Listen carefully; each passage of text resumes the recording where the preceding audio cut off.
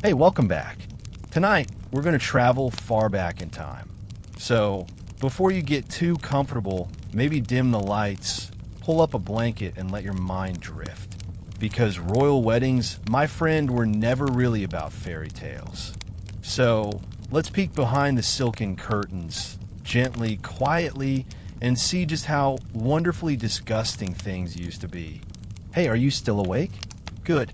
Stay with me for a while.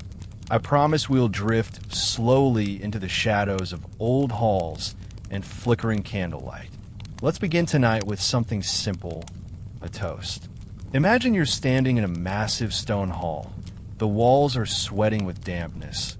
The windows so high that the night air seeps in, carrying the scent of wet hay and smoke from torches. You're holding a goblet, heavy, cold against your palm, filled with wine that's, well, not exactly the sweet elixir you'd expect at a royal wedding. No, this wine has been sitting in barrels for months, maybe years. Sometimes the barrels leak a bit. Sometimes a mouse finds its way in. Sometimes no one notices. But tonight, that sour tang in the back of your throat is your signal. You're part of something grand. The king raises his own cup, gold-plated, of course, and the crowd hushes. The flicker of firelight dances on rings, on embroidered cuffs, on greasy hair. And then, the roar of "to the bride," to the groom, echoing off the stone walls. Picture this. Dozens, sometimes hundreds of guests, each with their own cup. Some cups are pewter, some are clay, some are fine glass imported at great cost, all filled with this same questionable brew. One sip, two sips, the chatter grows louder. A servant trips over a dog. The dog yelps, a lady giggles, and someone else laughs so hard they spray a mouthful of wine into the roast goose. It's warm in here, stifling really, because the windows are closed tight to keep out the cold and to keep in the smell. Wet wool, spilled wine, sweet decay of leftover food from the first course, all swirling together with the sharpness of old garlic breath and perfumed bodies that haven't seen fresh water in days. Next time you watch a period drama with its glittering banquet hall, think about this moment. A room buzzing with chatter and the rancid undertone of slightly turned wine. And yet, there's something comforting about it, don't you think?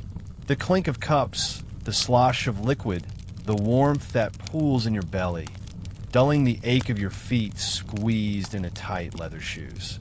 In that moment, you're not just a noble or a servant or a curious intruder at a royal wedding. You're part of a centuries-old ritual, toasting love with a drink that might just make you sick in the morning. But for now, it's enough. One sip more, the taste sour but strong, the world softening at the edges. So, here's to you, to your dreams tonight, to the bride and groom of long ago, locked in their castle of secrets and moldy wine barrels. May they sleep as soundly as you will, tucked under blankets that smell faintly of smoke and old flowers. Go on, finish that sip. We've got so much more to see, and it only gets stranger from here. You know, when people dream about royal weddings, they imagine the dress first. Always the dress. Silk that floats like a cloud, lace spun from some mythical loom, pearls dripping like morning dew. But let's set that delicate fantasy aside for a moment and feel what it really was like to wear a royal wedding gown centuries ago. Picture this. You wake up at dawn in a drafty chamber, frost on the inside of the window panes, your breath a ghost before your lips. Your ladies-in-waiting hover around you like anxious birds, arms full of fabrics, heavy brocade, velvet, stiff layers of linen. Each layer is laid on your skin, cold at first, then warm as it traps your body heat and your sweat. Every stitch in that gown has a story. Somewhere in a dimly lit workshop, a seamstress spent endless nights squinting by candlelight, needle pricking her raw fingers as she embroidered golden threads into the hem. A bead rolls off her lap and disappears into the rushes on the floor, never to be found. Maybe she curses softly under her breath. Maybe she dreams that the dress will bring her family a few extra coins, enough for a bit of bread or a new pair of shoes for her son. Now imagine the gown finished. Layers upon layers of expensive fabric stacked on your fragile frame. You can't bend your arms easily. You can't sit properly. The bodice is laced so tightly that your ribs ache with each shallow breath. Beneath it, your undergarments cling damply to your skin. Linen shifts that have soaked up the day's nervous sweat. But you must look radiant, regal, untouchable. So your maids dust your neck with a powder that smells faintly of lavender and chalk. A little extra rouge on your cheeks, though you feel more flush from the heat than anything else. They pin a veil over your hair, tugging it down so the pins scratch your scalp. You flinch, but say nothing. A queen-to-be mustn't wince. And outside your door, a line of whispering servants waits. They carry the train, oh, that endless train, so that when you step into the chapel, you appear to glide. But the weight drags at you. Every step is a small act of endurance, toes jammed into shoes 2 sizes too small, the hem brushing the cold flagstones. Sometimes, in these grand ceremonies, the bride would faint. Imagine that. The hush that falls over the hall, the quick scramble of maids lifting velvet and lace, fanning her pale face with trembling hands. Someone sprinkles rose water over her forehead. Not too much, or the scent will mingle poorly with the stale odor of sweat and old incense. Meanwhile, the crowd leans in for a better look. The bishop clears his throat, pretending not to notice. Somewhere in the back, a lady's maid sighs because she knows she'll be the one to wash the stains from the priceless gown later. The sweat marks, the grime from the floor, the splashes of spilled wine from careless toasts. But for now, you stand there, pinned and polished, a living symbol of the kingdom's hopes. The dress is exquisite, yes, but close your eyes and feel the seams digging into your waist, the itch of the stiff lace at your throat, the sticky trickle of perspiration down your back. There's no slipping away to freshen up. No perfumed powder can mask the truth. So when you see portraits of brides in shimmering gowns, remember this. Beneath all that beauty, there was heat. There was exhaustion. There was a soft but constant prickle of tiny threads against flushed skin. Every bead, every stitch, every inch of silk was stitched with sweat, someone's sweat. And maybe when the vows were spoken, the bride's knees trembled not with love or nerves, but simply with the weight of it all. So, hold that image for a moment longer. The heavy dress, the silent seamstress, the whisper of a train dragging behind you on cold stone. And when you drift into sleep later, maybe you'll feel the rustle of fabric in your dreams. That faint, ghostly reminder that beauty, back then, was a burden draped in silk. But don't slip away just yet. There's still the matter of our pungent guests to meet next. And trust me, you want to breathe through your mouth for that part. So, picture this. You're standing in a hall lit by 100 flickering candles, the wax dripping like lazy tears down brass holders. Outside, the air is crisp and sharp, but inside it's thick, warm with bodies pressed too close, breath caught in velvet and fur. Now, imagine you're the bride, wrapped in layers of fabric that trap every drop of heat your skin tries to shed. But then comes the real test, the guests, the so-called highborn, the lords and ladies who've traveled for days, sometimes weeks, to witness this royal knot tying. They arrive swathed in cloaks of wolf and fox, mud-crusted on the hems. Beneath those layers? Well, let's just say the concept of personal space wasn't yet invented, nor was deodorant. You see, bathing was a suspicious practice in certain centuries. Some swore that water opened your pores to wicked vapors. Better to mask the human scent than scrub it away. So the nobles learned to layer, not water, but perfume. Oils of rose, lavender sachets, clove, and nutmeg sprinkled in the hair. It helped a little, but after weeks on horseback or rattling in a carriage along rutted roads, what lingered was a bouquet of sweat, sour wine, damp fur, and stale breath, all mingling in the folds of velvet sleeves. Picture this: the moment the heavy oak doors swing open, announcing the newlyweds. The guests lean in. They shuffle closer.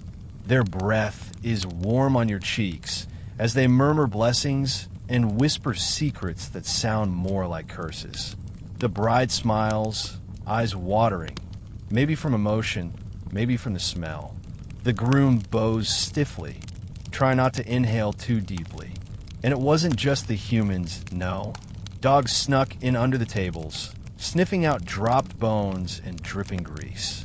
Hawks perched on gloved arms near the door, because a royal could hardly go anywhere without a display of their hunting prowess.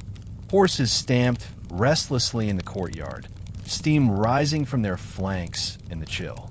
The entire castle becomes a living thing, breathing, sweating, stinking. Meanwhile, a servant slips through the crowd with a brass censer, swinging it back and forth like a metronome. Sweet smoke coils around ankles and settles in beards. It's supposed to purify the air, but really, it just mixes the smells. Frankincense layered over unwashed skin, damp wool, and roasted meats. And then there's the gossip. Leaning closer now, you'd hear it if you were there. A duchess snickering behind a fan about the bride's flushed face. A young lord boasting that he knows exactly who the groom's favorite was before this match. Laughter bubbles up in pockets, echoing off the stone. Somewhere near the back of the hall, a baron belches so loudly he startles a hound dozing under a bench. It's not just the smell, it's the atmosphere, a swamp of rumor and sweat and sticky perfumes. An air so thick you can practically taste it on your tongue. And yet, this was the pinnacle of status. To stand shoulder to shoulder with these rancidly perfumed nobles meant you'd made it. You were part of the spectacle, even if the scent clung to your hair for days afterward. So next time you see a delicate painting of a royal wedding, all powdered wigs and silken gowns, remember the warmth behind the brushstrokes. The warmth of bodies crammed together under tapestries, of furs damp with rain and breath sweetened only by spiced wine. Remember the stink, the beautiful, putrid, human stink of a world that had yet to discover hot baths and mint toothpaste. And as you drift tonight, half dreaming, half awake, maybe you'll catch a phantom whiff of rose oil and old sweat. Just a wisp, like a ghost of a party that happened centuries ago, when people gathered close in the dark to celebrate love. Pungent, imperfect, all too human. But don't nod off just yet. We've only begun to taste the rot that lurks behind royal splendor. Next, come sit at the table with me. There's a banquet waiting, and I promise you, you'll want to keep your napkin handy. Picture this. A hall so long it seems to vanish into candlelit shadows.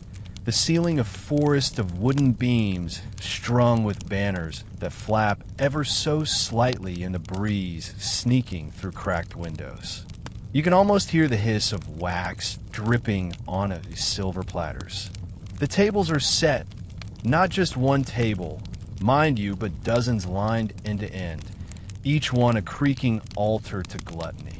Now, lean closer, see the roasted swans, their long necks twisted into graceful curves, feathers plucked but heads left on for effect. Golden brown on the outside, but beneath that crispy skin, maybe not so perfect, because royal banquets were grand, but food preservation was less than elegant. Meat traveled for miles, sometimes days, in carriages that jolted through mud and snow. Picture a slab of venison wrapped in cloth, sweating under the sun, then laid out on a platter dusted with fragrant herbs, a pitiful disguise for the sour tang that rose if you leaned in too close. There's a cook in the back, wiping his brow, muttering that the spices will cover it up. A little extra clove, a handful of mint. If that fails, drown it in wine sauce, the old trick. Guests don't complain, of course. They stab at dripping cuts of beef and chew quickly, washing it down with sour ale or that questionable wine you tasted earlier. There's always more, a constant parade of platters. Pies stuffed with pigeons, trout cooked whole, apples baked so long they've shriveled into brown lumps. And the smell, oh the smell, sweet and rotten, buttery and rank. Warm grease mingling with the staleness of yesterday's rushes that cover the floor. Every so often, a dog darts out from under the table, teeth clacking as it snatches a fallen bone, only to be chased away by a scullion swinging a wooden spoon. There's laughter, a gasp, the clink of knives on pewter plates. Somewhere down the table, a young squire pokes at a slice of goose that's suspiciously purple near the bone, but he shrugs and eats it anyway. Better to risk a sour stomach than offend the host. Meanwhile, servants scurry in sweaty waves, balancing towers of pastries. Pies so high they collapse when sliced, revealing a hidden prize. Sometimes a handful of live birds, flapping desperately to the roar of delight from guests. A marvel, they say, a delight. Never mind the feathers that drift down into the gravy. Then there's the seafood. The seafood. Imagine barrels of oysters carted in from the coast, sloshing in brine, only half iced, if you were lucky. Opened and slurped down with reckless abandon. Each mouthful a gamble against the night's entertainment, turning into a chorus of groans and green faces. But tonight, no one cares. There's music, there's chatter, and another round of toast to keep the sour taste at bay. And in the corners, away from the candlelight, the leftovers grow legs, quite literally. A hunk of meat left too long might sprout a film, a fine white fuzz that no one dare speak of. After all, waste is a sin when beggars stand outside the hall, noses pressed to the cracks in the wooden doors, praying for scraps. Picture this too. The bride, perched on a gilded chair, her stomach turning beneath her tight bodice, politely nibbling a bit of sugared almond while her new husband tears into a haunch of boar. She tries not to look at the fat dripping down his chin. A lady beside her fans herself, partly from the heat, partly from the stench. You'd think they'd cover it up with flowers. And they did, sometimes, whole garlands of roses strung between the rafters. But roses wilt quickly in the warmth of so many bodies pressed together. By the time dessert appears, marchpane towers and candied figs. The petals have browned and droop onto the table, sticking to sticky plates and half-drained goblets. So next time you dream of a royal feast, try to hear the murmur of knives scraping bone, the buzz of flies hovering just out of sight, the way a plate clinks as it's pushed away, still half full. And in the hush before you drift off, imagine the taste. Not of sweetness, but that lingering sourness on the back of your tongue, a reminder that even a king's banquet could be just a grand excuse for food poisoning. But don't worry, you're safe and warm, far from that rancid hall. And yet, stay close, because next we'll slip past the tables, up the winding stairs, into the bedchamber, a place where the real spectacle begins. A spectacle not of lace or flowers, but of bare skin and watchful eyes. Ready? Good. Keep your blanket pulled tight. We're not done yet. So imagine this. You're the bride. Your belly is tight with nerves and questionable venison. Your gown, that mountain of embroidered silk and sweat, has been peeled off layer by a flock of giggling maids. Each tug of ribbon feels like another bit of your old life being stripped away. You stand shivering in a thin linen shift that does nothing to warm your clammy skin. And outside your chamber door, a mob.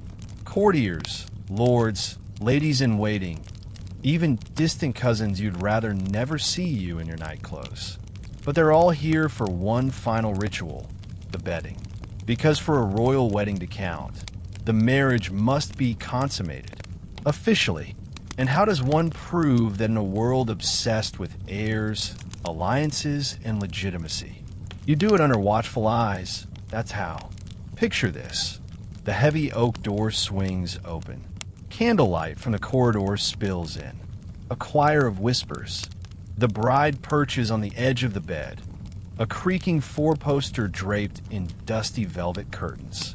Somewhere in the shadows, the groom stands awkwardly, boots half off, eyes darting around like a boy about to be caught stealing apples. They've probably just met or spoken once or twice through an interpreter. Love has nothing to do with it. But now they must climb into that cold bed and well perform. Not always literally in front of everyone, but close enough. Some customs demanded that witnesses, trusted lords and ladies, stay in the room, perched on stools by the fireplace, politely pretending to look away while secretly straining their ears for the telltale rustle of linen, the creak of the mattress, a soft gasp that says, yes, yes, it's done. Other times, the newlyweds were undressed and tucked in by guests, who then withdrew to hover outside the door. No privacy, just a thick wooden door standing between their giggles and your red face. Sometimes they'd even peek back in after a while, lifting the drapes to check the sheets. A spot of blood was prized, proof that the bride had arrived untouched, a perfect vessel for the next heir. No pressure, of course, just the entire dynasty's future resting on your shoulders, or between your thighs, more accurately. Imagine how heavy the silence could feel. The flicker of the hearth throwing shadows onto the stone walls. The young king or prince clearing his throat, mumbling an apology in Latin or French. The bride forcing herself to smile, to lie back, to play her part while the world waited, ears pressed to the door. And then the aftermath. In some courts, the bedsheets would be paraded through the hall the next morning, hoisted like a grimy flag, showing everyone the evidence. Courtiers would gossip about the stain's size, its shape, its authenticity. Did the queen truly bleed? Was the groom truly capable? Whispers fluttered like bats down castle corridors. A smear of blood became a matter of state. Of course, not every bedding ceremony went as planned. Sometimes the groom was too drunk to perform, his staggering footsteps echoing as he was dragged away to be revived with cold wine and a prayer. Sometimes the bride fainted. Sometimes they both did, locked in their itchy linens, choking on the smell of stale incense and damp stone. But the worst part? There was no escape. No chance to bolt and hide in the kitchens. No slipping away into the garden to breathe in fresh air. You were pinned to that bed, eyes squeezed shut, praying for dawn to come quickly, for the whispers to fade, for your body to do what the crown demanded. And when at last it was over, the door creaked open again. Maids peeked in, collecting the soiled linens, eyes flicking to the couple's flushed faces.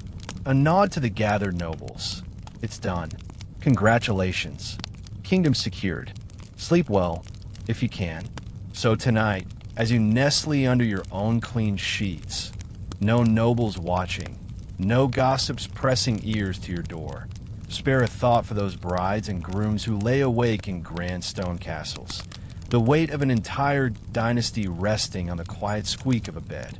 Sleep softly, dream gently, and keep your covers tucked tight, because next we'll wander back to the banquet hall, where each bite was a gamble and poison waited in the next cup. But hush, you'll need your strength for that. Imagine this. You're seated at a long table, the same stale air thick with the smell of stewed meats, wet wool, and candle smoke. Your fingers drum on the wood, waiting for the next course. You're surrounded by chattering nobles, the scrape of knives on pewter plates, a lord nearby laughing too loud because the wine's loosened his tongue. But under that laughter, there's something else, a flicker of fear that flits behind every eye. Because this wedding feast isn't just about swans and pies and drunken uncles telling off-color jokes. It's a tightrope walk over a pit of paranoia. Royal families lived and died by their stomachs. One sip, one careless bite, and that grand tapestry of alliances and bloodlines could unravel overnight. So here's how it worked. For every king, queen, or highborn heir at that table, there was a poor soul called the food taster. Picture him, a skinny boy in a faded doublet, maybe a squire too green to swing his sword yet. He stands behind the king's chair, eyes fixed on the cup in his hand.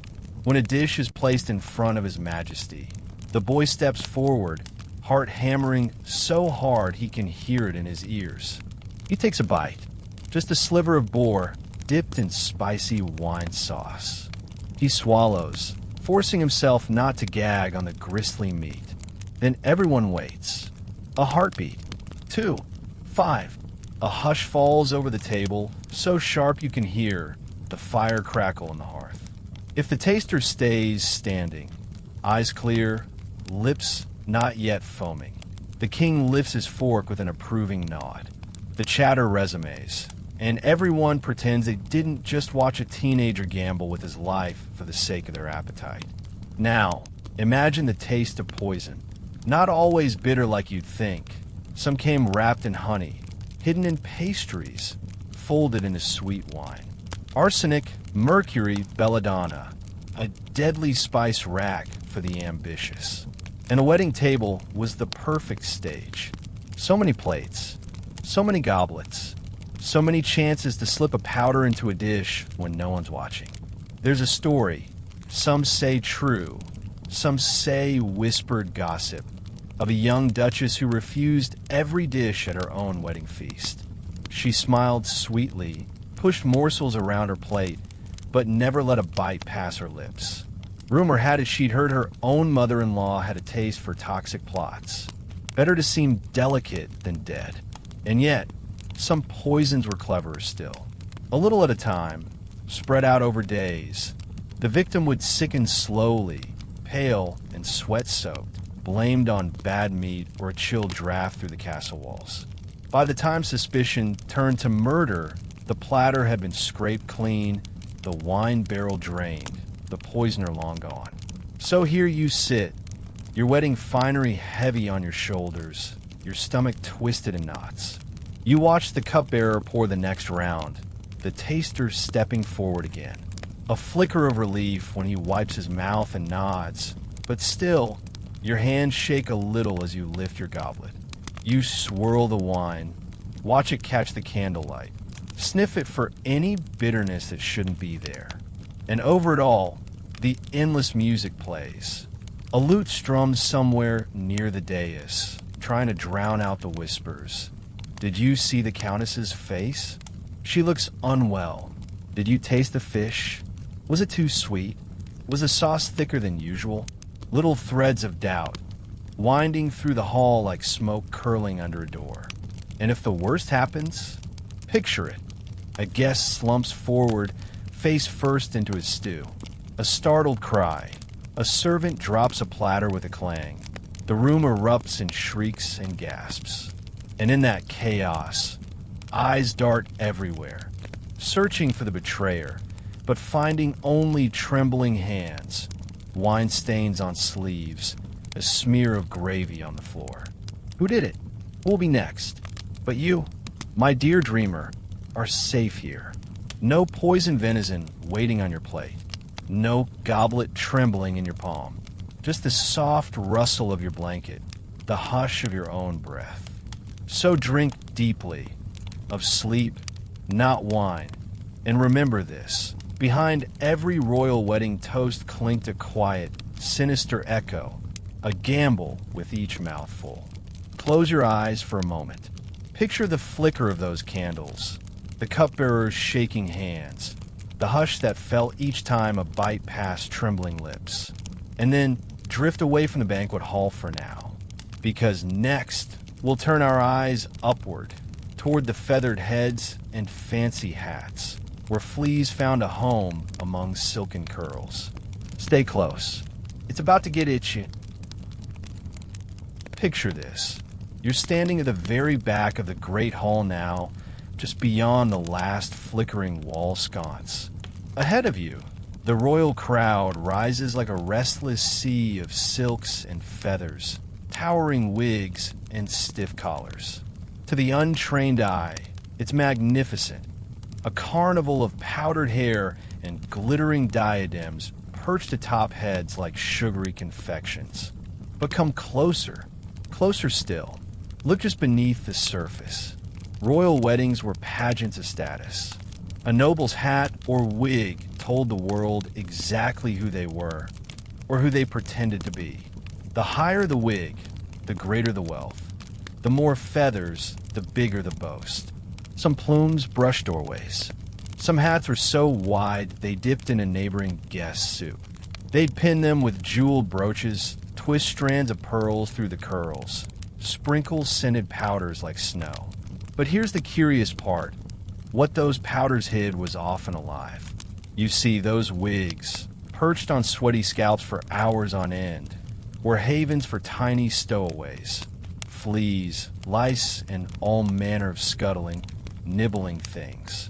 Imagine standing shoulder to shoulder with a duke whose towering wig might harbor an entire colony, happily feasting while he murmured sweet nothings to the lady at his side. Picture the scene. Beneath the soaring notes of the musicians, a subtle ballet of discreet scratching. A countess lifts her hand to adjust a feather, but her nails linger a second too long behind her ear. A lord tugs at his powdered curls, as if to flick away a speck of lint. But watch closely, and you'll see his eyes narrow at the familiar pinch of tiny legs on his scalp. In the shadows of the dressing rooms, servants spent hours every morning combing, dusting, repowdering those wigs. They'd sprinkle lavender, rosemary, even crushed rose petals, all to mask the scent of unwashed hair. Some nobles slipped tiny flea traps under their curls, porcelain discs lined with honey or blood to lure the pests away from tender skin. A grim little secret hidden under layers of silk and satin bows. Imagine a bride, yes, even her, under that elegant veil, pinned with pearls and lace. Her hair was scraped back and piled high, held in place with pins that scratched the scalp raw. The powder settled into every crevice. Hours later, when the music swelled and the air grew warm, the itching began. The faint tickle along the hairline, the instinct to claw at the base of her skull. But she couldn't. A future queen must not scratch like a scullery maid. So she'd smile, cheeks flushed, eyes glassy from the effort of ignoring that crawling sensation. And when the party moved from hall to garden, the infestation came along too.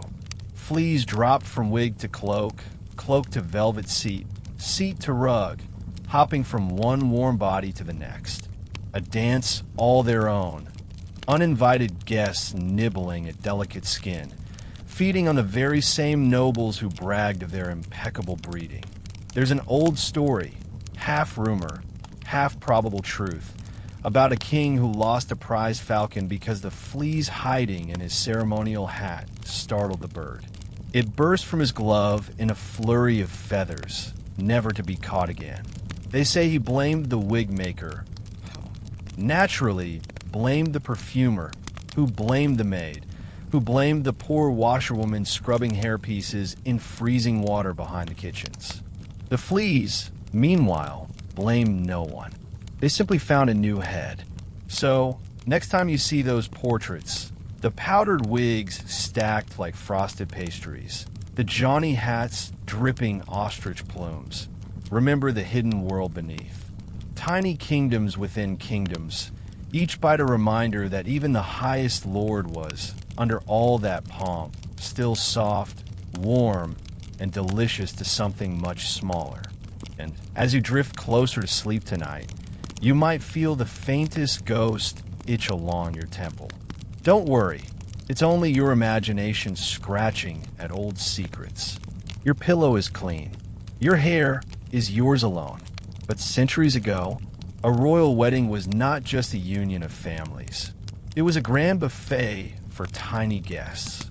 So scratch if you must, then settle in deeper.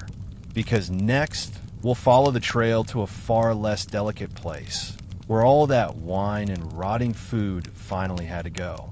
And trust me, you'll be glad your modern bathroom is just down the hall. Ready? Good. Hold your nose. It's about to get wonderfully filthy.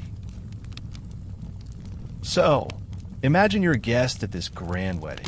You've toasted the bride and groom until your lips are stained purple with wine. You've nibbled questionable pastries, stuffed pigeons, and oysters that taste like the sea on a bad day. You've laughed at crude jokes and whispered gossip in dark corners. But now your stomach gives that unmistakable twist.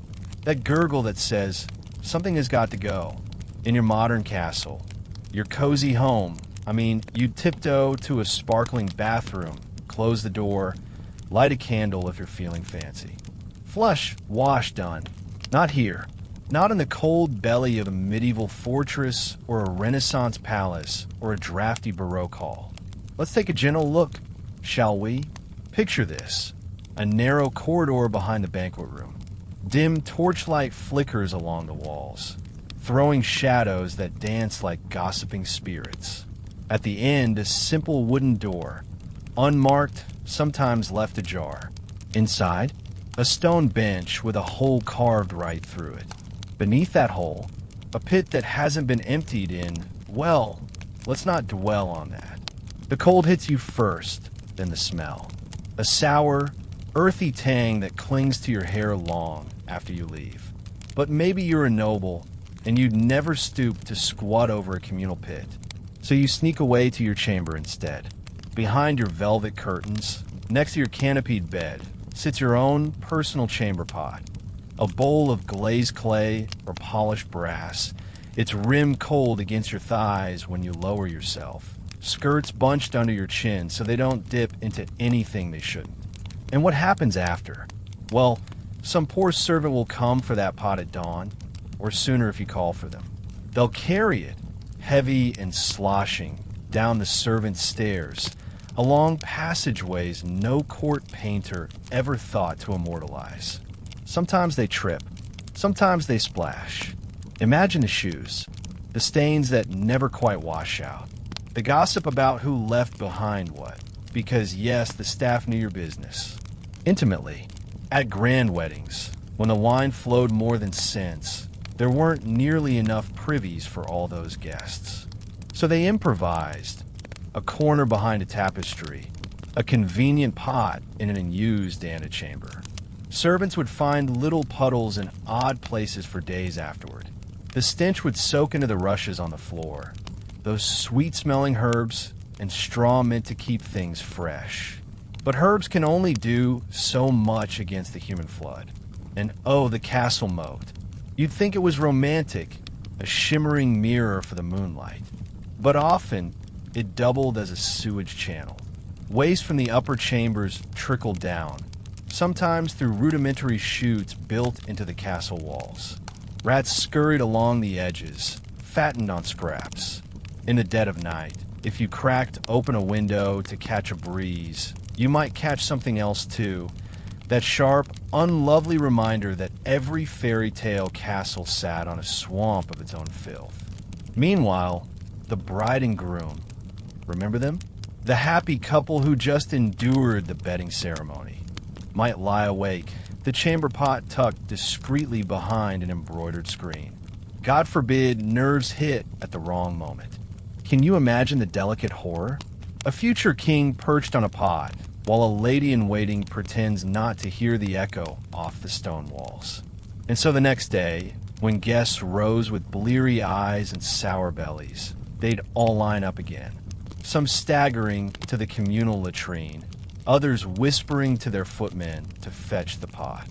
One more task to be tucked away behind velvet curtains and polite coughs. So when you think of royal weddings, the silks, the jewels, the endless feasting, spare a moment for the hidden world beneath the finery. The small, human truth that no title, no crown, no mountain of powdered wigs could stop the rumble in a royal gut. Tonight, as you drift towards sleep, be grateful for your door that closes with a gentle click, for your flush that whisks it all away. And maybe, in your dreams, you'll wander through a castle corridor, hear the echo of boots, the clank of a chamber pot, the soft sigh of a servant cursing a spill. But don't worry, you're safe here, warm and clean. Rest now, because next we'll lean a little closer to the bride herself, to the sweet secrets behind her breath, the kisses she dared to give, and the scent that lingered long after the last toast faded. And trust me, it's not many fresh. Keep your pillow close. You'll want it to cover your mouth when you hear what's next. Picture her, our royal bride, perched on the edge of a canopied bed, candlelight flickering across her powdered face, the hush of silk skirts draped like petals around her ankles. She looks divine from a distance. A porcelain neck, lips like a pomegranate seed, eyes wide and shimmering with uncertainty or perhaps dread. But come closer, closer still. Let's hover in the hush between her parted lips and yours. The truth is, her breath isn't quite the sweet bloom you'd expect in your favorite bedtime fairy tale. No, it's something else entirely. You see, dental care, at least as you know it, didn't quite exist in those echoing stone chambers. Sure, there were toothpicks carved from goose quills, little brushes of horsehair if you were lucky. The wealthy chewed on mint leaves, fennel seeds, cloves. But for the most part, plaque was the real crown they carried in their mouths. Yellow, stubborn, and speckled with the remains of too many feasts. Imagine the banquet you've just escaped. Spiced wine, pickled onions, candied nuts, chunks of tough boar's meat wedged into molars. There's no discreet rinse of antiseptic mouthwash behind a golden curtain. No peppermint swirl to hide the tang. Instead, maybe the bride pops a clove under her tongue, hoping it'll drown out the sour note of stale wine and meat left to fester between teeth. But clove only does so much. Now, imagine the wedding kiss, that ceremonial seal of the new union. The bishop murmurs the final blessing. The courtiers lean forward. A hush drapes over the hall. And the groom, who probably isn't minty fresh himself, lifts her veil. A moment hangs there like a heartbeat, then lips meet lips. And in that delicate brush of flesh, there's an exchange of breath thick with yesterday's feast and last week's neglect. It said some brides would nibble candied angelica to sweeten their exhale. Some chewed rough pastes of sage and salt, grinding its stubborn plaque until their gums bled pink into the rinse bowl. But still, sugar was everywhere, rotting teeth like worms burrowed into an orchard. The very mark of wealth was sweetness. Candied fruit, honeyed pastries, spiced meat. They didn't yet know that all that sweetness slowly dug black caverns into their smiles. So the wedding kiss, from afar, looked like the culmination of a dream. A perfect pair of lips, pearl earrings brushing a flushed cheek. But up close, you'd taste the truth. Bitter clove, fermented wine, the ghost of roast swan, the salt of bleeding gums. And it didn't end there. Lovers whispered secrets into each other's mouths all night long. Sometimes by choice, sometimes as an obligation to secure the line. Imagine lying face to face in a grand bed, velvet curtains drawn, the hush of the bedding ceremony already echoing down the corridor. He breathes his rank wine breath into her ear. She breathes her sweet rot back. And both pretend it's the scent of romance, rather than an entire banquet rotting gently between their teeth. There's a reason perfumers grew rich while dentists didn't really exist. A royal might hire a barber to yank a rotting tooth, but often it was left to fester until the pain grew unbearable. When a tooth finally cracked loose, the hole it left behind became yet another cavern for decay. But smiling was an art. Mouth stayed modestly shut. Fans fluttered to hide any accidental glimpse of ruined molars. So tonight, if you roll onto your side and feel the warmth of your own breath, be grateful for your toothbrush waiting patiently in the bathroom. Be grateful for mint, for dentists, for that quiet swish of cold water to rinse away the day. No bishop leaning over you. No gossipy court waiting to see if your first kiss will curl your prince's nose. Instead, you get this: a soft pillow, clean sheets, no need to hold your breath for anyone at all. And yet, keep your nose open just a little longer, because next, we'll drift away from these secret kisses and peek behind the church pillars, where bored monks murmur prayers, gossiping nuns hide their smirks, and the wedding vows echo into the cold stone like a promise nobody really intends to keep. Ready? Good. Let your breath go soft and easy. Only gets stranger from here.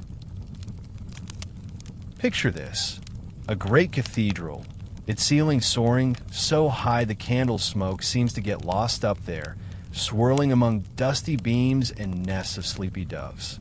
Stained glass windows catch the dawn and spill it onto the flagstones. Blue, red, green pools that quiver as if the saints themselves are watching from above. In the front pews, nobles rustle in their stiff brocade. Fans flutter, a child stifles a cough. But tucked into the shadows, half hidden behind stone columns and creaking wooden screens, there's another audience for this grand parade of holy matrimony. The monks. The nuns, the quiet witnesses who know exactly how unholy the holy can be. Imagine them, rows of monks in coarse brown robes, the rope belts around their waists frayed by years of nervous knots. They shift on the cold pews, trying not to yawn as the bishop drones on about virtue and fidelity. One old friar nods off entirely, his bald head drooping so low it nearly touches the prayer book in his lap. Every so often he jolts awake just in time to murmur a half-remembered amen. Now, slip behind the pillars. There they are, the nuns. Not the demure, silent shadows you'd expect from painted icons. These sisters have eyes as sharp as a hawk's and tongues quick as a whip. They pretend to watch the bride and groom kneel before the altar, but really, they're whispering. Tiny, delicious barbs pass from veil to veil like forbidden sweets. Did you see her hair? A wig for sure. I heard he's already fathered a child with the milkmaid. Look how pale she is. Bet she faints before the vows are done. Their whispers echo just beneath the swirl of incense. That heavy, sweet fog meant to purify the air, but instead makes it thick and cloying. Imagine the bride, fighting for breath in her stiff corset, the cloy of stale rosewater and the tickle of smoke catching her throat. She tries not to cough, tries to keep her eyes on the golden crucifix overhead while, just feet away, a cluster of veiled heads lean together, lips moving in gleeful conspiracies. Meanwhile, the monks know things too. They hear confessions, after all. They know which nobleman comes stumbling to the confessional reeking of wine and secrets. They know the pretty young maid who visits a little too often, eyes downcast, hands trembling. But here in the chapel, they simply shuffle their feet, try not to fall asleep, and murmur their responses when prompted. When the choir swells, the monks' voices slip in, some rich and resonant, some cracked and wavering. The sound bounces off stone walls that have heard centuries of these same words. For richer or for poorer, yet everyone here knows the poor don't get a seat at this wedding. They're huddled outside, noses pressed to the heavy doors, hoping for scraps once the feast begins. Sometimes, if you peek behind the altar after the guests have drifted out, you'd see the sisters still lingering. A young nun might trace her finger along the embroidered edge of the bride's abandoned kneeling cushion. She imagines what would be like to wear the silk gown instead of itchy wool, to be led by the hand instead of led by the rosary. And then she slips away, back through the cloisters where secrets cling to the stones like ivy. But the gossip never really stops. The next morning, while the wedding hall is still littered with bones and stale roses, the monks and nuns will gather for their humble meal, coarse bread, thin broth, and their voices will curl around the table like incense smoke. Did you see the stain on her veil? Did you see how his hands trembled? Asterisk, God bless them, they'll say, and then they'll laugh into their soup. So when you picture the chapel, the holy hush, the Latin chants, the golden chalice raised in trembling hands, remember the shadows. The barely hidden snickers behind the pillars. The eyes that have seen it all before. Kings crowned, brides trembling, confessions half whispered into the cold stone.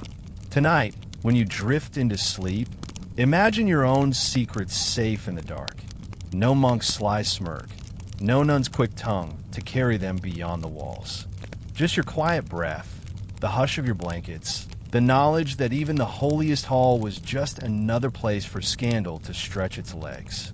And tomorrow, we'll lift the lid on those extravagant wedding gifts, the ones that gleamed so bright in the candlelight, until you sniffed a little closer. Keep your dreams soft. We'll rummage through the treasure chests next, and I promise you, not everything sparkles.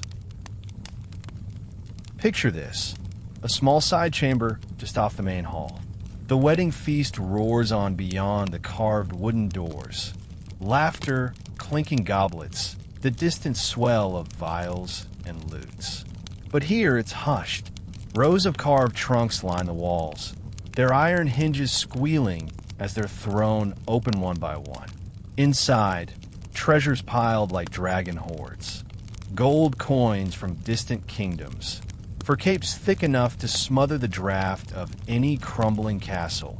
Goblets carved from crystal so thin they shiver under candlelight. Jewels set into crowns and hairpins.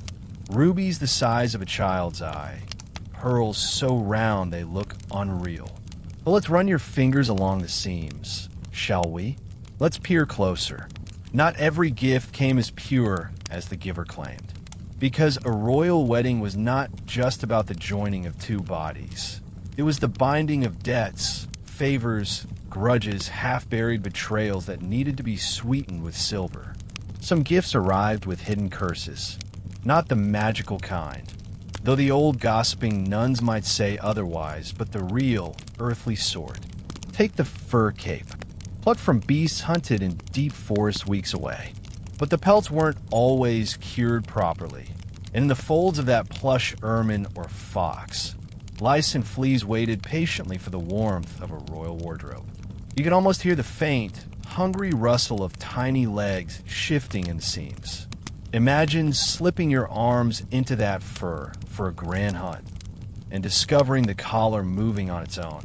And those silks, fine, glimmering bolts of cloth embroidered with gold thread. They might come shipped from far ports, unrolled with great fanfare onto the marriage bed. But sometimes they reeked of mildew. The smell of damp ship holds where seawater had seeped through the chests. By the time they reached the bride's anxious hands, the delicate fibers were already rotting, the embroidery threads unspooling like old wounds. Then there were the jewels. Oh, the jewels. Imagine a necklace with sapphires the color of a midnight sea. Stunning, yes, but rumor says that one sapphire once adorned the throat of an executed queen, or a ring plucked from the finger of a distant uncle who died childless. So they simply recycled it, pressing it into the bride's palm as if the stone didn't remember blood and betrayal. A diamond could be a promise or a warning. Some gifts were laughably useless, though no one dared say so aloud. A cask of wine so prized it arrived cloudy and sour, uncorked only to find the dregs thick with mold. or exotic fruits from warmer kingdoms. Oranges and pomegranates bruised to mush, crawling with tiny white worms by the time the lid lifted. But the show of generosity mattered more than the taste. So they placed the rotting fruit on gilded plates anyway, pretending not to notice the flies gathering around the royal feast. And then there were the gifts that came not in trunks, but on foot. People, servants, ladies in waiting, even entire families offered up like silver chalices. A new lady's maid, gifted by an ambitious cousin, who just so happened to be a spy. A foreign page boy whose loyalty lay not with his new king, but with the merchant who slipped a coin into his pocket. Each smile carried secrets like a worm hidden in a golden apple. Imagine the bride, wide-eyed, her fingers grazing the treasures piled around her. The rustle of silk, the sharp glint of metal, the animal musk of pelts stacked high as her waist. She smiles for the nobles peeking through the door, pretending she doesn't see the threadbare edges, the rust on a clasp, the faint scratch of a flea she'll discover later that night in her perfumed hair. And outside, in the freezing courtyard, beggars pressed to the gates dreamt of these gifts too. They knew the royal wedding meant leftovers, scraps of bread, a coin tossed in pity, maybe a chunk of stale cake if they were lucky. But the jewels? The silks? The furs? They'd never touch them. Unless, of course, a brash thief climbed the castle walls while the newlyweds slept and vanished into the dark with a handful of stolen pearls.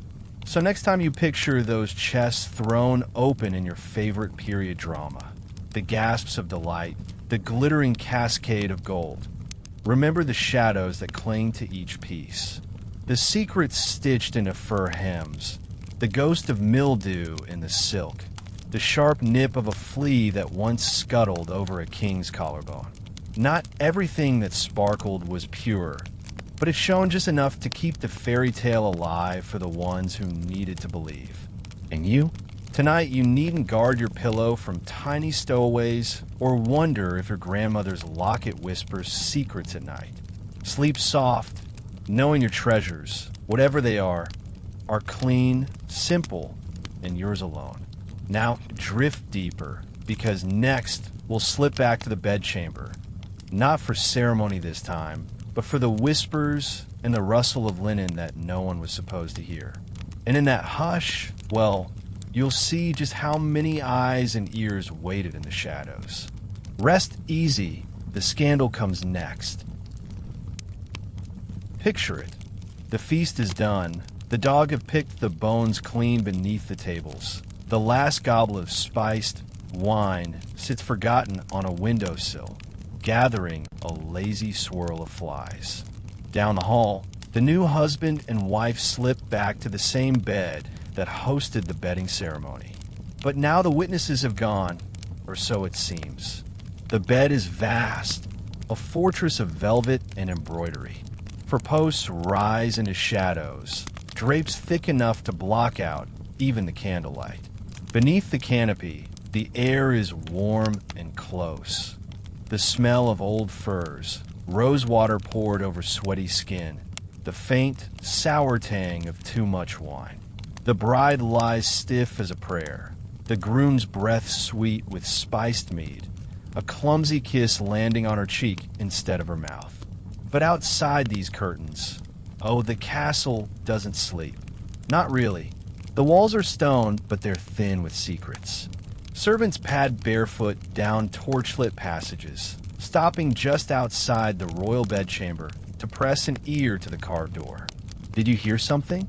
A moan, a giggle, a slap of flesh that might mean an heir is on the way. Every sound is worth something.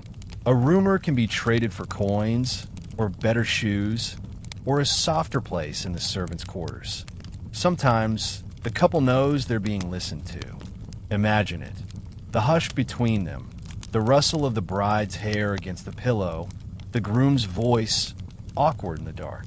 They're still there, aren't they? He might whisper, lips barely brushing her ear. She nods, her throat dry. Outside the curtains, footsteps shuffling, a cough that isn't quite hidden. If they don't perform, there will be questions tomorrow. So the bed creaks gently, whether anything happens or not. The rhythm of a lie, a lullaby for the gossipers outside. Some say the new bride might weep quietly into the velvet. She might press her fingers to her mouth to smother the sound. Not because she hates him, not always, but because this isn't love. Not the soft warmth you or I get to keep for ourselves behind locked doors.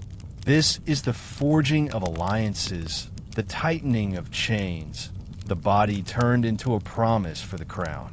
And yet, sometimes love tiptoes in any way. Sometimes the whispers are softer than the stone walls can hear.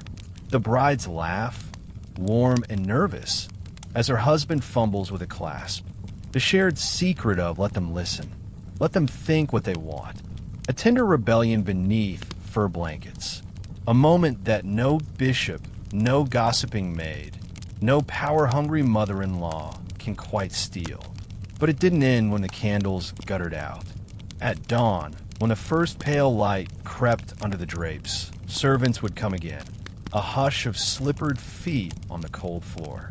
They'd take the sheets, inspect the stains, nod knowingly or whisper behind their hands if the linen told a different story than the couple did. A smear of blood could mean a future king or queen. The lack of it? An excuse for scandal that would ripple through the halls for months, years, maybe generations. And behind all of this, the rumors, the blood, the soft gasps in the dark. The castle itself seemed to hold its breath. It learned your secrets, tasted them in the sweat that soaked your pillow, kept them pressed between the stones like wildflowers in a forgotten book. So, next time you dream of a royal bedchamber, don't see only silk and moonlight. Hear the door creak open just a sliver. Feel the cool draft against your neck as a curious ear leans closer. Imagine the sharp sweetness of stolen kisses muffled under centuries of velvet. And remember, no matter how high the walls, how golden the crown, no one ever truly slept alone. Now, hush, let your own pillow cradle you. No eyes at the keyhole, no gossip waiting in the dark. Because next, we'll slip out again, back to the feasting hall, where cakes hid more than raisins and sugar, and sometimes the sweetest bite was crawling with life you'd rather not taste. Sleep easy for a moment, dear dreamer. The wedding cake comes next, and it's not quite the sugar-dusted fantasy you'd hope for. Picture this. The banquet's nearly done. Nobles recline in their chairs, silk slippers kicked off onto the table, belts loosened to make room for just one more course. Servants slip through the hush, carrying trays piled high with the star of the feast, the wedding cake. Or, in truth, a monstrous ancestor of what we call a cake today. A towering, multi-layered, spiced, and sticky fortress of fruit, nuts, and honey, sometimes so dense you'd need a dagger more than a dessert fork to carve it open. Imagine the flicker of torchlight catching the sugared crust. Guests lean in, whispering praise, licking their lips. A sweet course was a luxury in an age where sugar cost more than some servants earned in a lifetime. A mark that your royal purse overflowed with coin. The bigger the cake, the richer the couple must be. The air fills with the warm, cloying scent of raisins, candied citrus peel, a swirl of cinnamon and nutmeg strong enough to mask, well, other things. Now, slip closer. Take a knife, silver, ornate, its handle crusted with old fingerprints, and press it through the thick top layer. The blade drags, catching on something that gives with a wet, unpleasant pop. Is it a cluster of dates? A fig? Or something else?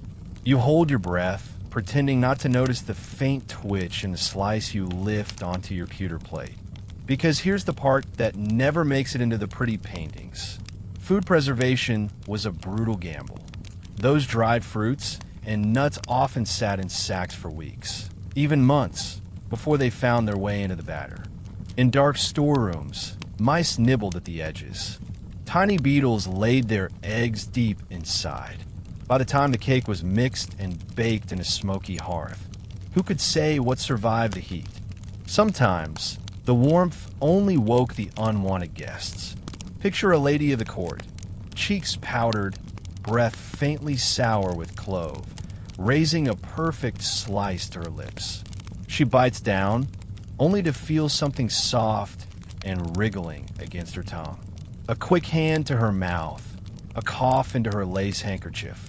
She laughs it off, but her eyes dart to the floor, where a tiny pale worm wiggles across the rushes. She'll tell no one. Best not to ruin the bride's moment. And yet, ruin finds its way in. Cakes so big needed days to bake, sometimes in sections, patched together with thick layers of almond paste, and marzipan so sweet your teeth might ache for weeks. The outer sugar crust hid the truth. Damp fruit inside could go sour overnight. Mold crept in, feathery and white, if the feast was delayed by storms or royal drama. But throwing it away? Unthinkable. A wasted cake was a wasted fortune, and no king wanted whispers that he couldn't afford a second. So they ate it anyway. A nibble here, a polite bite there, pushing the odd blue-green smear to the side of the plate. Servants gathered the leftovers and carried them to the kitchen, where the best scraps were fed to favored dogs. The worst, piled high in barrels and carted to the castle walls, tossed to beggars who scrabbled for sticky handfuls, worms and all. Better rotten cake than no cake at all. And the newlyweds? They'd each take a dainty bite under watchful eyes. A symbol, sweet, hopeful, that their union would be fruitful and prosperous. Maybe the bride, lips trembling with fatigue and worry, would gag on the cloying mouthful. Maybe the groom, flushed with wine and secrets, would push his plate away, the sweet taste turning sour on his tongue. But no one would speak of it. Instead, they'd toast to the future, lift their goblets high, and swallow the lie whole. So tonight, when you drift off, think of that last bite. That sugar crust hiding something wriggling beneath. The soft laugh of a lady masking her horror. The beggar in the courtyard, teeth sunk into a rancid scrap. Eyes gleaming at the taste of a fairy tale he'd never touch any other way. Don't worry. Your dreams are safe from worms tonight. Your kitchen is clean, your cake pure, your pillows sweet-smelling and soft. But tomorrow, we'll slip outside those stone walls for a moment, to where the desperate, the hungry, and the ragged waited in the cold for a scrap of your happily ever after. They were always there, just beyond the torchlight, and they knew exactly how rotten a royal promise could taste.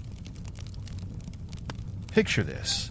The royal hall is still pulsing with laughter and half-drunken songs.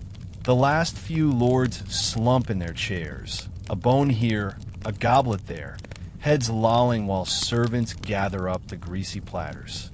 Inside, the air is thick, spiced meats, wilted flowers, sour wine. But push open the heavy wooden door. Feel that sudden bite of night air, sharp and alive with frost. Step outside, boots crunching over straw and discarded rose petals trampled underfoot. Out there, in the deep courtyard shadows, a different sort of guest waits. You won't see them in the tapestries.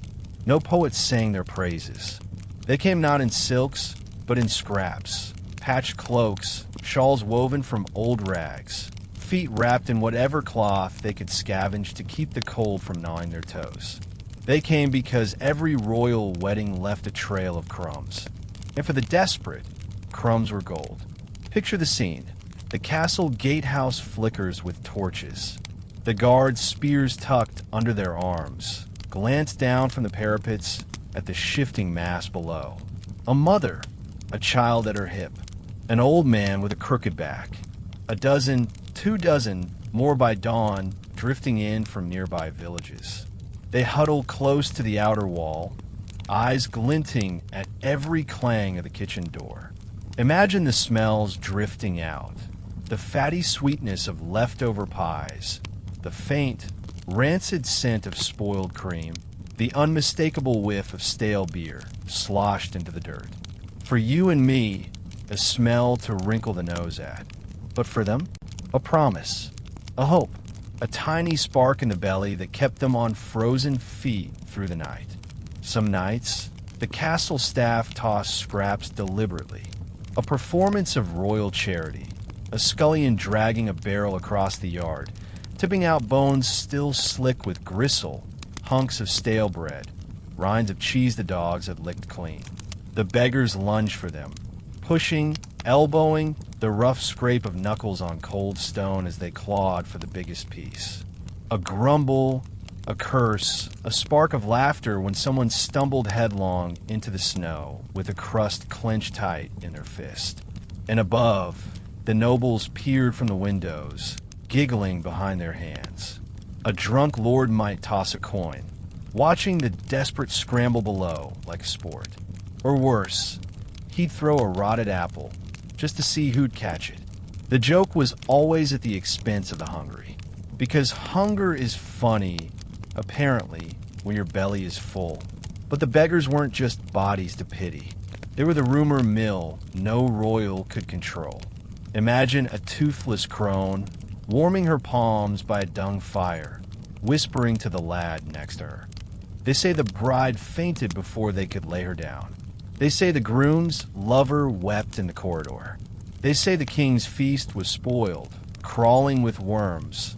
The tales grew bigger than the castle walls, carried on cracked lips from village to village, twisted, embroidered, more true in the telling than in any royal proclamation.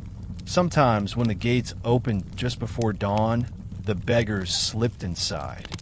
Not to dine at the table, they'd never get that far, but to scour the rushes on the floor for a crust overlooked by the hounds, to gather bones for soup, to pocket a tarnished spoon someone dropped in drunken revelry. Maybe they'd carry it back to their thatch-roofed hovel, show it to their children by the weak light of a guttering candle. Proof that they, too, touched the world of kings and queens for one night. And then, as the sun rose, the wedding guests would wake in tangled beds. The servants would sweep the halls clean, the leftover scraps flung into ditches. And the beggars?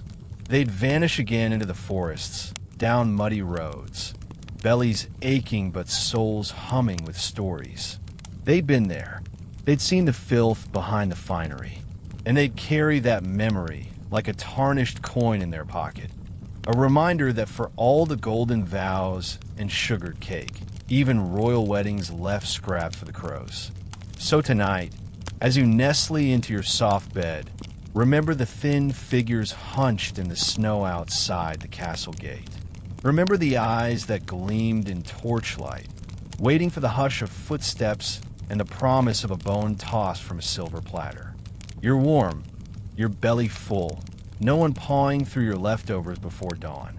But once, long ago, behind every royal cheer and every gleaming goblet, there was always a parade of beggars. And next we'll drift back through that open gate, because while the beggars waited outside, inside the walls the real plague slithered closer. Unseen, unstoppable, carried in fur and fleas, and the warmth of bodies packed too tight. So breathe deep while you still can. The plague is waiting in the shadows. We'll meet it soon. Sleep easy if you dare. Picture it. The great hall, once roaring with laughter and the scrape of pewter plates, has settled into a heavy hush. The fire in the hearth crackles low, its warmth licked up by stone walls that never seem to lose their chill. You can hear the slow drip of wax from the candelabras, each drop like the ticking of a clock that no one wants to read. And yet, the air still buzzes. Bodies pressed close, shoulders brushing, silk skirts rustling as courtiers lean in for another whisper. A flush of wine paints their cheeks, but look closer. Some of that pink is fever, blooming quietly under powdered skin. The plague, you see, never bothered to knock. It simply drifted in, tucked into the seams of a fur-lined cloak, burrowed in the belly of a flea hidden in a lord's powdered wig. Imagine the bride, the poor bride, sitting on her carved wooden throne, back straight as a rod. Her veil quivers ever so slightly with each breath she tries to hold inside, because she knows what a cough could mean. She's seen the scabs on her maid's neck, hastily hidden under a high collar. She's heard the priest clear his throat too often, his voice breaking on the final blessing. The sweet scent of incense only half masks the sour reek of sweat that comes when a fever is just beginning its cruel bloom. Outside the castle, in that parade of beggars you just left behind, the plague feasts openly. Children curled up in straw piles, their skin blotched purple, mothers pressing rags to burning foreheads. But inside they pretend it's not here. Not at a royal wedding. Not among the silk and the jewels. They raise goblets to the bride's health while their lips tremble behind them. Picture the moment when the hush comes. A young page, face pale as candle wax, stumbles while refilling a goblet. He braces himself on the table, his small hand leaving a smear of something wet on the linen cloth.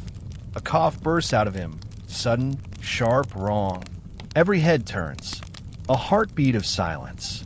Then he's pulled away by a scowling steward, hustled through the side door, down to the servants' quarters where the sick are hidden from view. But you can't hide the plague for long. The fleas ride the hems of velvet sleeves, the fur collars, the warm little nests of wigs and feathered hats. They wait for the music to swell again, and it always does, and then they leap from skin to skin, drawn by warmth, by the tender pulse beneath a noble's ear. Imagine the king, red-faced with drink, pressing a kiss to a distant cousin's cheek. He doesn't see the ring of sweat at the base of her powdered neck, or the lady's maid who slips through the crowd, a soft cloth pressed to her mouth, hoping no one notices how her hand trembles. The disease flows as freely as the wine. Sometimes they try to ward it off. Sacks of herbs tied at the waist, sprigs of rosemary pinned to a gown, cloves clamped between teeth until the tongue grew numb. Doctors in long robes and beaked masks stuffed with flowers, drifting through the castle like ghostly crows, muttering prayers no one really believed would help. But the plague didn't care for prayers. It cared for bodies pressed close in a hall that never truly breathed fresh air. And when the wedding was done, when the last torch guttered out and the nobles tottered back to their chambers, they carried the seeds of ruin tucked into every fold of brocade and every kiss goodnight.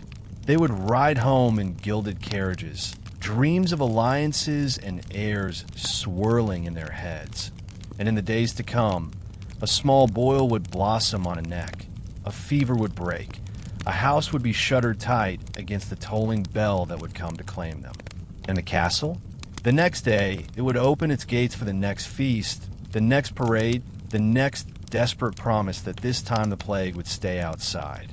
But it never did. It sat beside the king at the high table. It curled in the straw behind the stables. It lingered in the breath of a trembling page. So tonight, as you lie warm and clean, safe from the scuttling fleas and the ghostly wheeze of infected lungs, be grateful for walls that keep the world out, for medicines that work, for fire that purifies more than just rumors. But remember, in those candlelit halls of centuries past, the real wedding guest was always hunger, always fear, and always the plague.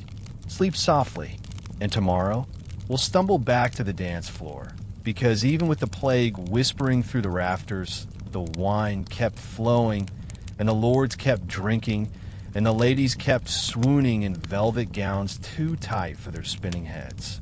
And you'll see how quickly too much joy could turn to ruin. So hush now and let the music play. Picture it, the long hall after midnight. Candles drip their last stubs of wax onto plates stacked with greasy bones. The scent of roast boar and soured wine clings to the velvet curtains like a ghost that won't leave. The musicians, a few string players, a drum, a piper whose breath stinks of ale, keep the tune alive, though their fingers stumble on the notes. At the head table, the king laughs too loudly, cheeks flushed purple with wine, crown tipped a fraction off center. His words are thick now. Praise for the bride, boasts about the wealth he'll flaunt come spring, crude jokes that make the bishop clear his throat behind his sleeve. The groom tries to smile, but his eyes flick nervously at the goblet in his hand.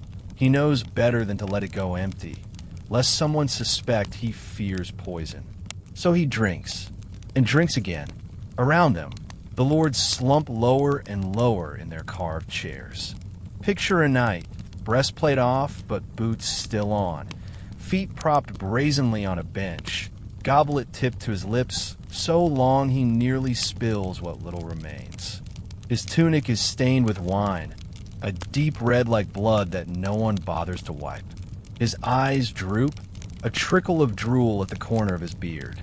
But when the music picks up again, he tries to sing, a slurred chorus about glory or sin, or some bawdy tale no one will remember come dawn.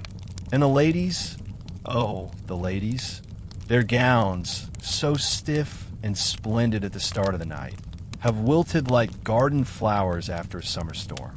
Tight stays loosened by maids when they think no one's looking. Rosy cheeks that were once powdered to perfection now shine with sweat. The scent of rosewater and crushed herbs barely masks the sour tang of wine rising in their throats. Picture one lady, leaning too far forward over the table, eyes glassy as she giggles at a jest she doesn't quite hear.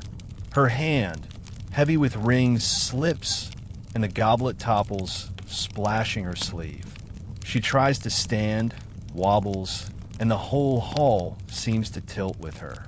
Two maids rush forward, trying to hold her upright, but her knees buckle anyway. She goes down with a sigh, a whisper of silk against rush-covered stone. The crowd titters behind gloved hands. Not horror, just the casual scandal they'll whisper about tomorrow. In the shadows, servants hurry with buckets of water. A boy with hair falling into his eyes scrubs at a dark stain on the floor where a lord emptied his stomach after too much meat. He does it quickly, praying no one notices the retching echo of someone else behind a pillar. Because the wedding must look beautiful, even now, when the lords slip sideways on their benches and the ladies swoon like flowers picked too early. But the music keeps playing. It must. A wedding that ends early is a bad omen, they say.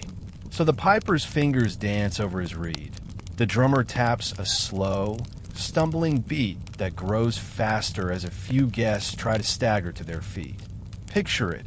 A handful of nobles, arms slung around each other's shoulders, stomping a sloppy circle, boots scuffing the floor, laughter echoing off the rafters. One trips, takes another down with him. They land in a heap, velvet cloaks and gold buttons tangled like children's toys. The room roars with laughter, a sharp, brittle sound that hides the fear that always creeps in at the edges. Fear of tomorrow's hangover, of whispered secrets, of the plague that might bloom on a noble's neck by dawn. And then a hush as sudden as a slap. A lady collapses, this one too pale, too quiet. Her maid tries to rouse her with a pinch to the wrist. A hush as eyes dart to the bishop. Is it just the wine or something worse? The hush deepens, then breaks when she opens her eyes, dazed, and forces a smile. Too much dancing, she says weakly. But the rumor has already started. A cough echoes from the shadows. Still, the music stumbles back to life. It has to. Better to drown the panic in a tune than let it settle into the bones. The king calls for another round. To the bride, to the groom, to the night that never ends. His goblet clinks against a dozen others, the sour tang of wine mixing with the smell of sweat and candle smoke. And the hall spins on, lords half sleeping with their heads on the table, ladies slumped in corners with loosened bodices, maids tiptoeing through the mess to clear the plates no one could finish. The candles gutter, shadows creep, and somewhere in the corner, a dog gnaws on a bone dropped by a duke who now snores like a thundercloud.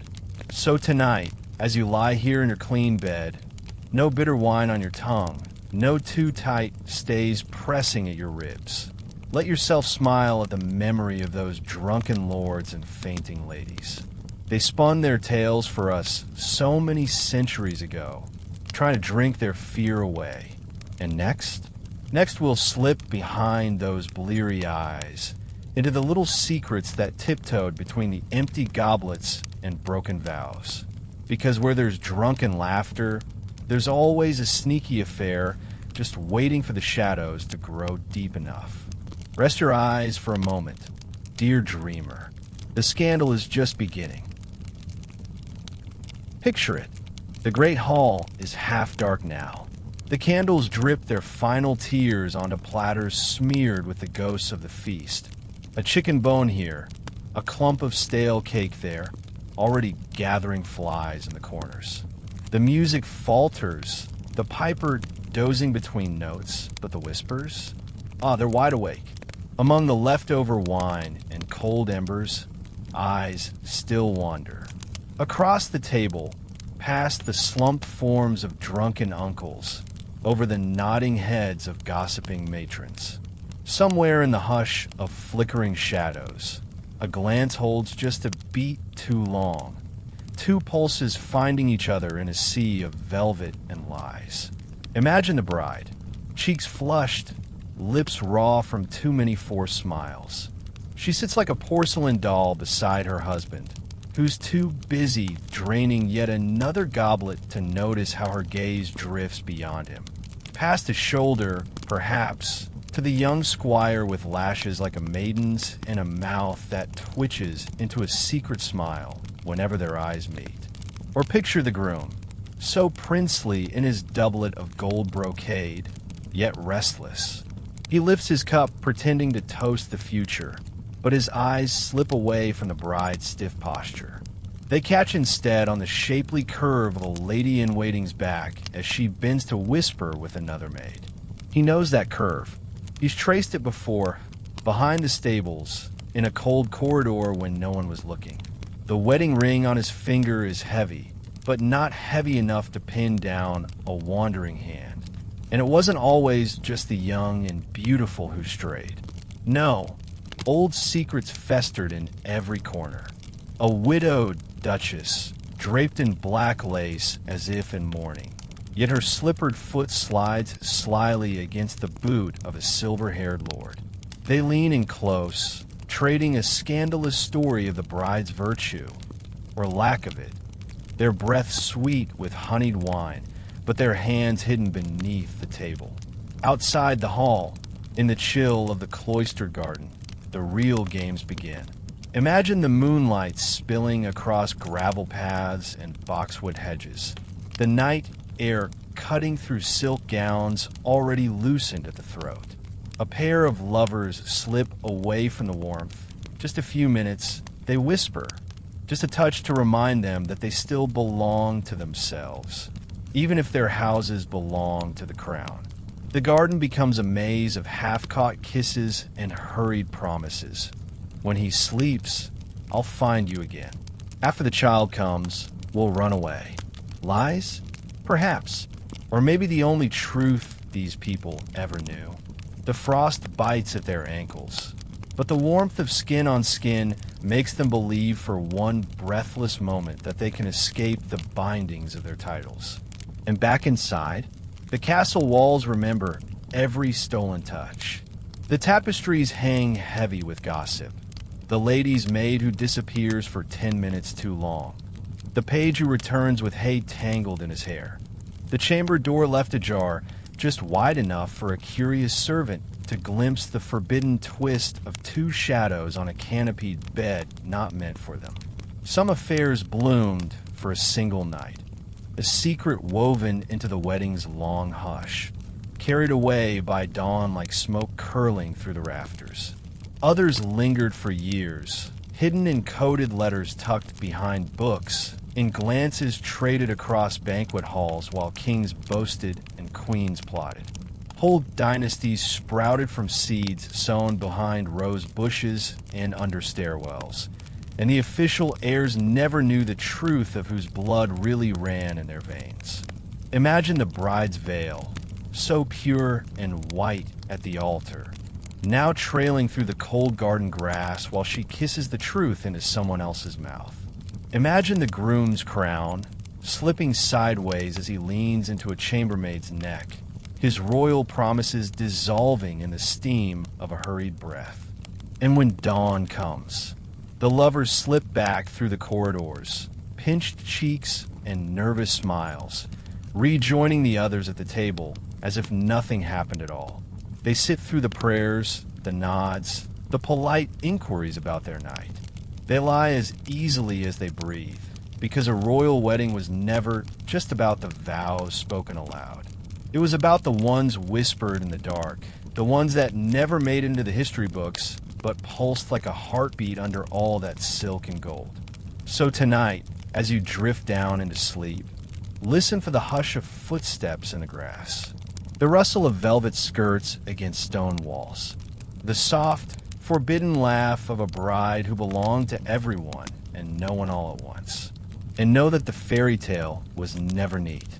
It was written in secrets that still rustle through castle corridors long after the last candle flickers out. Next we'll slip from these stolen kisses to the rooms where the aftermath waited, where chamber pots sloshed, velvet curtains hid things that no crown could silence, and the most loyal eyes saw more than they ever told. Rest now, little dreamer. There's more to see yet. Picture this. The castle has fallen into its uneasy hush. The great hall is littered with overturned goblets, scraps of mutton fat gone gray in the candle stubs.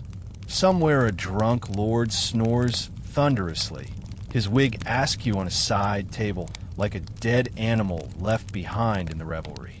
But in the upper chambers, behind heavy oak doors draped in velvet so thick it muffles the world, the bride and groom lie under a canopy that smells of roses, incense, and the sour ghost of too much wine. You might think the royal bedchamber was a place of privacy, but no door stayed closed for long, because when the hall goes dark, the real work begins. Imagine the castle's narrow servant passageways, unseen from the marble staircases and glittering tapestries. The air down here is cooler, heavy with the earthy scent of rushes and damp stone. Bare feet pad softly over floors slick with drip candle wax, and something else, spills no one speaks of, just cleaned and forgotten. In these passages, the chamber pots wait. Polished brass or simple clay, depending on the occupant's worth. All night long, the same cycle repeats. The noble couple shifts beneath brocade covers, the weight of wine and anxiety pressing on their bellies. When it becomes unbearable, a hushed word to a waiting maid, a rustle of blankets, a splash that echoes in the hush of carved stone. Imagine a queen perched awkwardly over a pot while her jewels glitter at her throat, cold sweat trickling down her spine as she prays no one hears the soft, human sounds that betray her royalty. And someone is always there to hear. A chambermaid, her eyes fixed on the wall, hands ready to cover the evidence with a clean cloth the moment it's done. A boy too young to carry a sword but strong enough to haul the brimming pot down the hidden stairs, one careful step at a time. His arms ache, but he doesn't dare spill a drop. The stain of a royal's waist is a stain on him too. Now imagine the smell, not just the pot itself, but the curtains that try so hard to hold the illusion of perfumed privacy. Velvet so heavy it traps everything. The fug of sweat and fear, the breath of too many bodies pressed close in the bedding ceremony, the nervous sickness that curls in a young bride's belly when her new husband's touch is colder than she dreamed it would be. When the dawn comes, the hidden doors creak open like yawns. Servants slip in with buckets of rose water and linen cloths.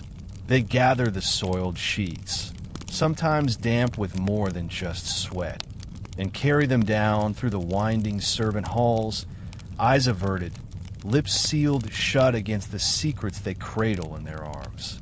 A bloody smear that tells the court the marriage is real, or the conspicuous lack of it. A whisper that will spread like a stain across the kingdom if they're not careful.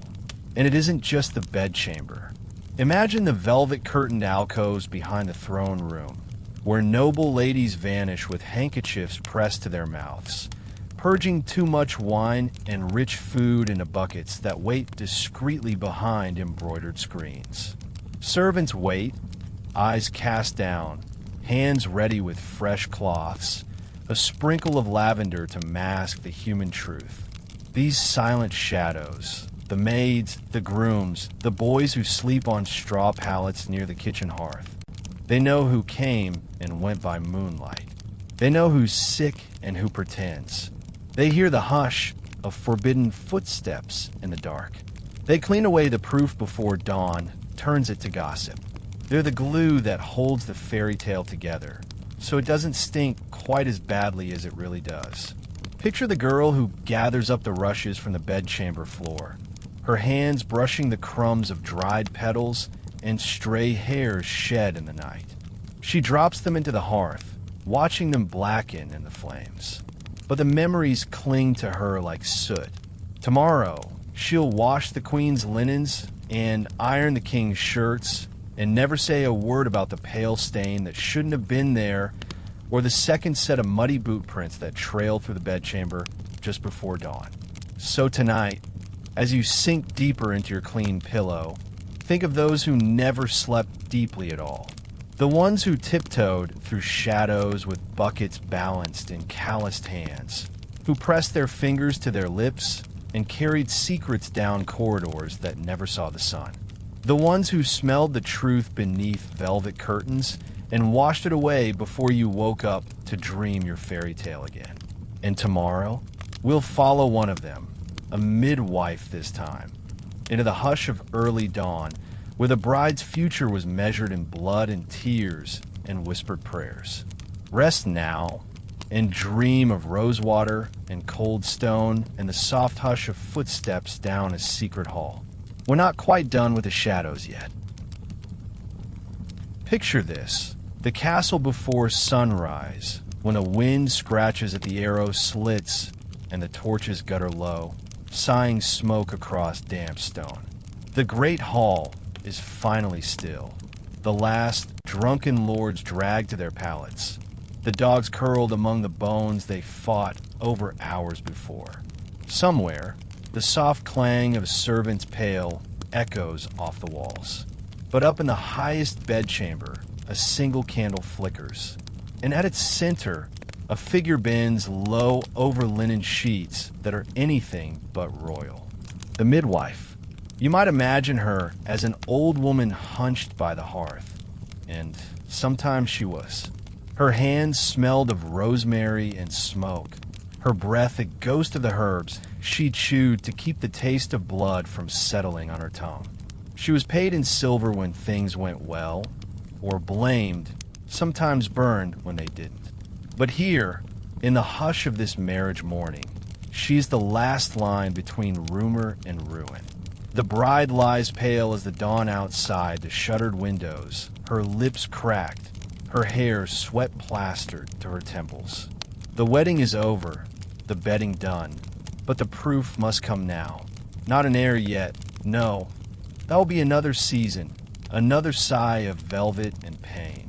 But tonight, a single stain must bloom on white linen, bright enough for the bishop and the gossips alike. Imagine the midwife's fingers, rough but gentle, lifting the hem of the bride's shift. She murmurs soft words that aren't for the bride so much as for herself. a litany of protection against the ghosts that sit heavy in every royal bed. If there's no blood, well, she's seen the stakes before. A girl cast out, a father's lands lost, an uncle's blade drawn in a corridor because someone whispered she lied. Sometimes she's brought a trick tucked into her apron, a tiny pricked finger pressed against the sheets when the watching maid's eyes drift shut, a drop of lamb's blood smuggled in a knotted cloth, smeared quickly with a practiced hand. There it is, she'll say, voice steady as stone. Virgin no more. The line is secured. She will not look at the bride's face when she does it.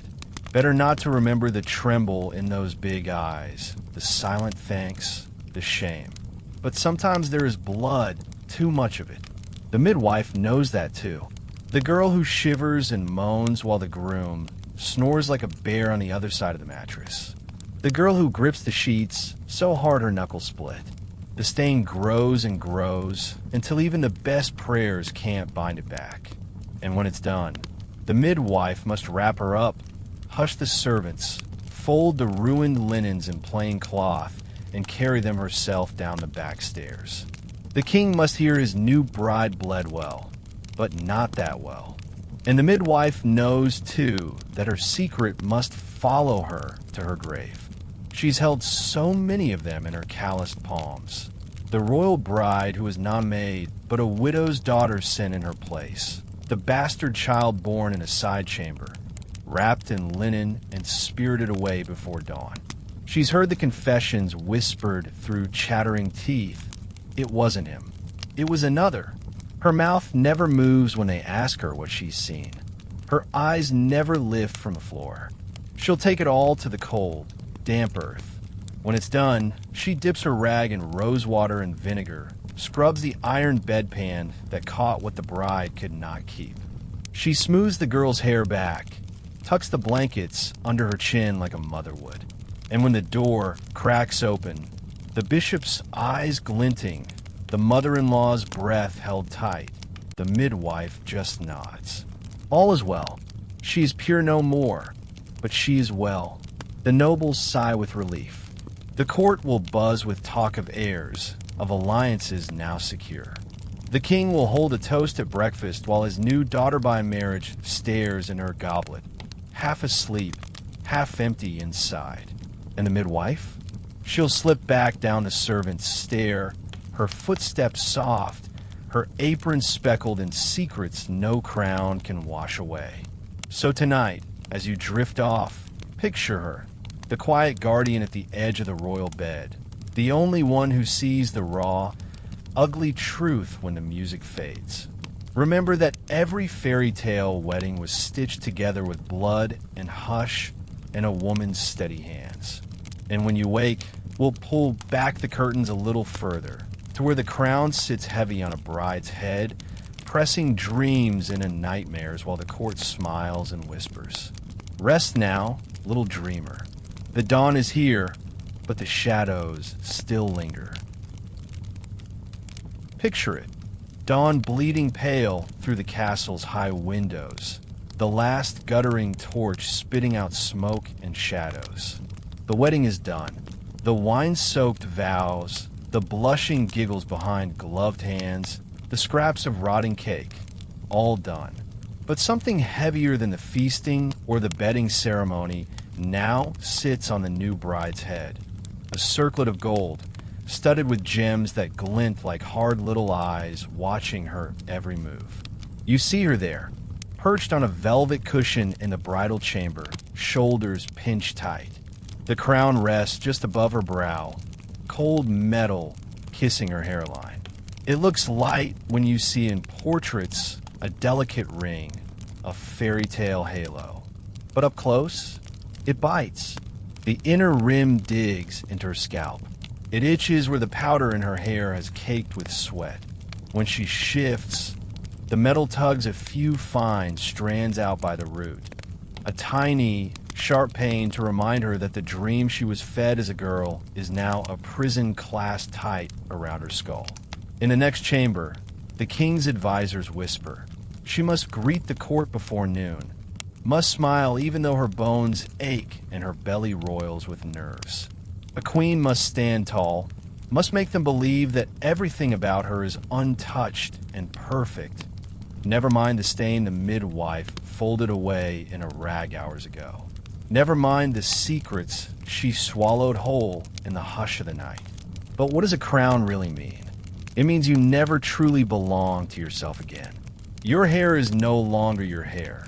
It's a symbol now, brushed and pinned and perfumed until it looks like the promise they sold to people. Your smile is no longer your smile. It's a seal on a treaty, a mask pulled tight over teeth that taste of clove oil and fear. Your womb is no longer yours. It is the kingdom's future, a seedbed for heirs and alliances and quiet, cold graves for the children who don't survive the winter.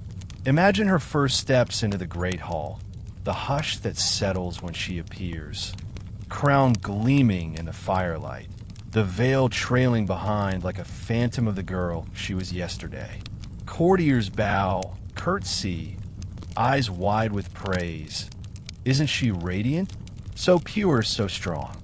But when she passes, the whispers ripple like snakes in the rushes. Did you see how pale she looked? Did she bleed properly? Does she even know how to be a queen? And the crown just sits there, pinning every word to her skull. Sometimes in the hush before sleep, she'll lift it off her head, just for a breath, a moment. She'll feel the cold indent left behind, the soreness where it pressed too long. She might slip her fingertips beneath the edge, feel the ridge where hair will never grow back quite right. For one heartbeat, she'll remember the garden she ran through as a child, her hair loose to the wind, no weight on her head except the sun. But the memory is dangerous. It reminds her that she was ever anything else. Because once you wear the crown, the castle walls close in tighter than iron.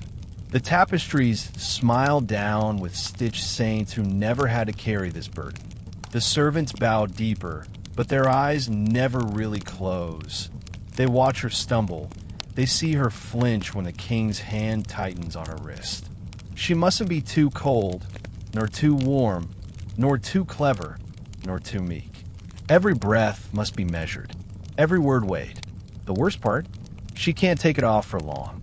The crown must be seen.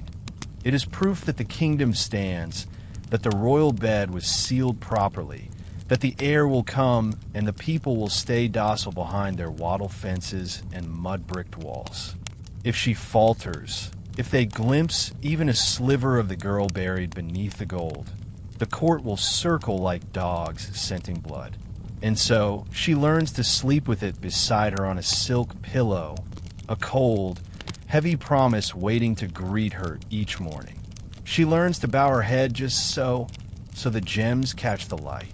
She learns to tighten her smile around the steel taste in her mouth, to whisper her prayers at dawn, not for freedom, but for the strength to stand upright one more day. So tonight, as you drift off, your pillow soft, your head free of any burden but dreams, remember her. The girl who became a bride, the bride who became a queen, the queen who vanished beneath a circle of gold. And know this, the crown was never just metal. It was a weight pressed into bone, a hush that grew so loud it drowned out every heartbeat that was once her own. Sleep softly. We're not done yet. Soon we'll walk with her into the cold dawn, when the crowds cheer her name and don't hear the hollow echo inside her ribs. But for now, let the crown slip from your mind. Rest your head, light as air. She never could. Picture this, dawn creeping across the battlements like a shy thief. The air is still raw with last night's revelry. A sour tang of wine-soaked straw, wilted petals scattered by drunken feet, scraps of meat pecked at by the crows that always come when royalty forgets the poor at the gate. But the town square, just beyond the portcullis, that's where the real spectacle waits. Imagine them. Villagers who rose before the roosters crowed, trudging through mud and frost just to catch a glimpse of the girl who, by dawn's fickle grace, has become a queen. Their breath hangs in the air like ghostly prayers, foggy puffs that carry their hopes and curses alike.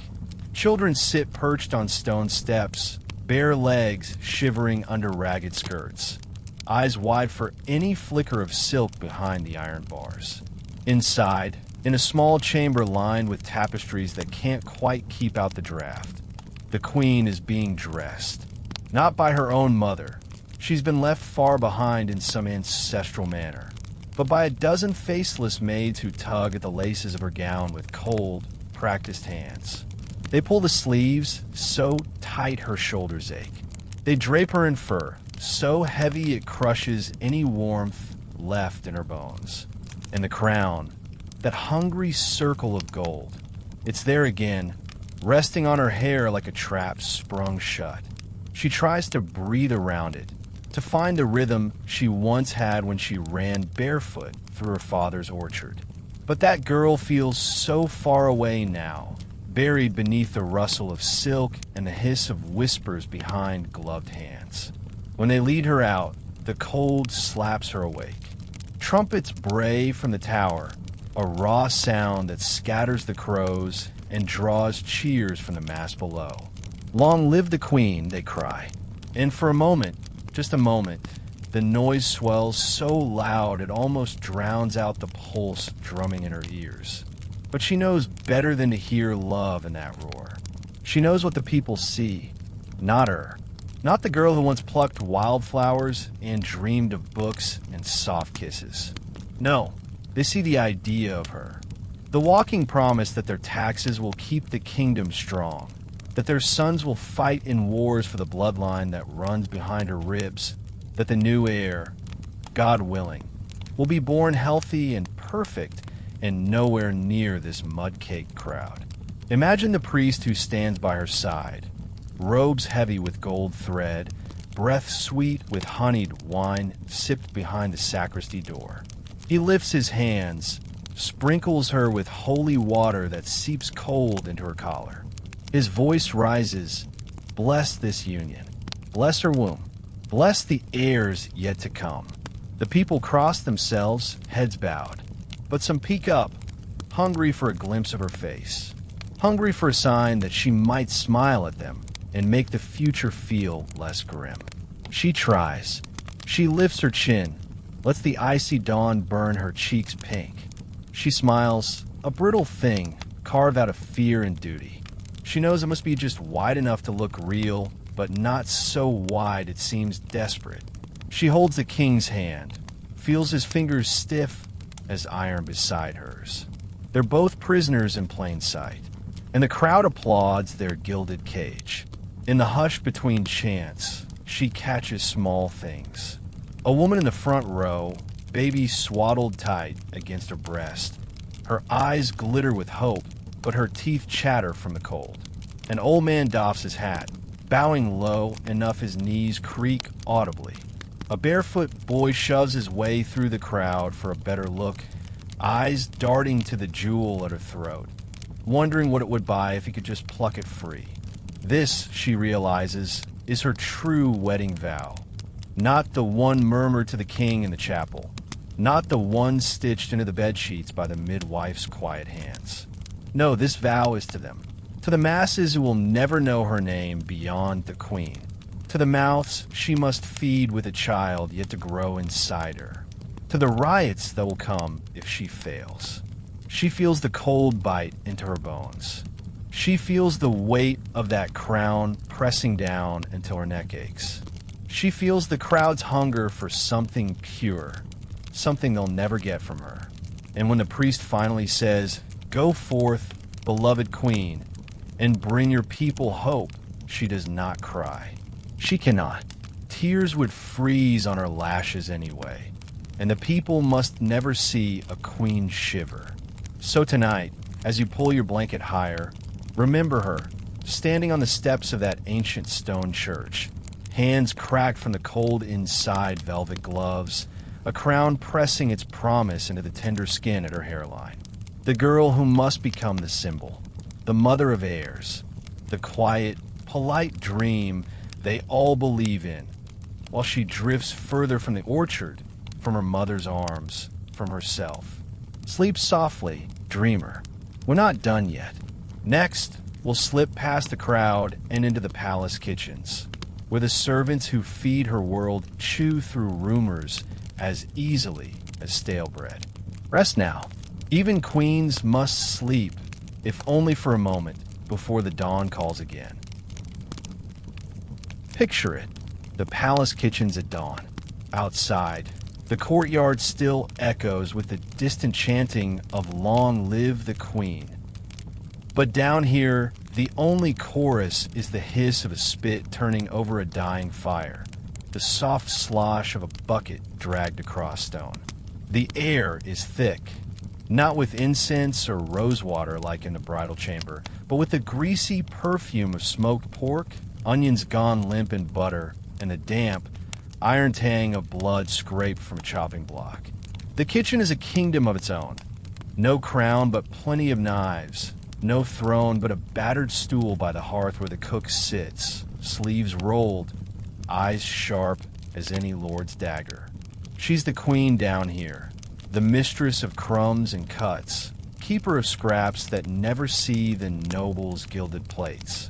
But she's also the gatekeeper of every rumor that passes through these smoke-stained walls. Imagine a scullery boy, maybe 12, hair sticking up in tufts, hands red from scrubbing pots until the skin splits.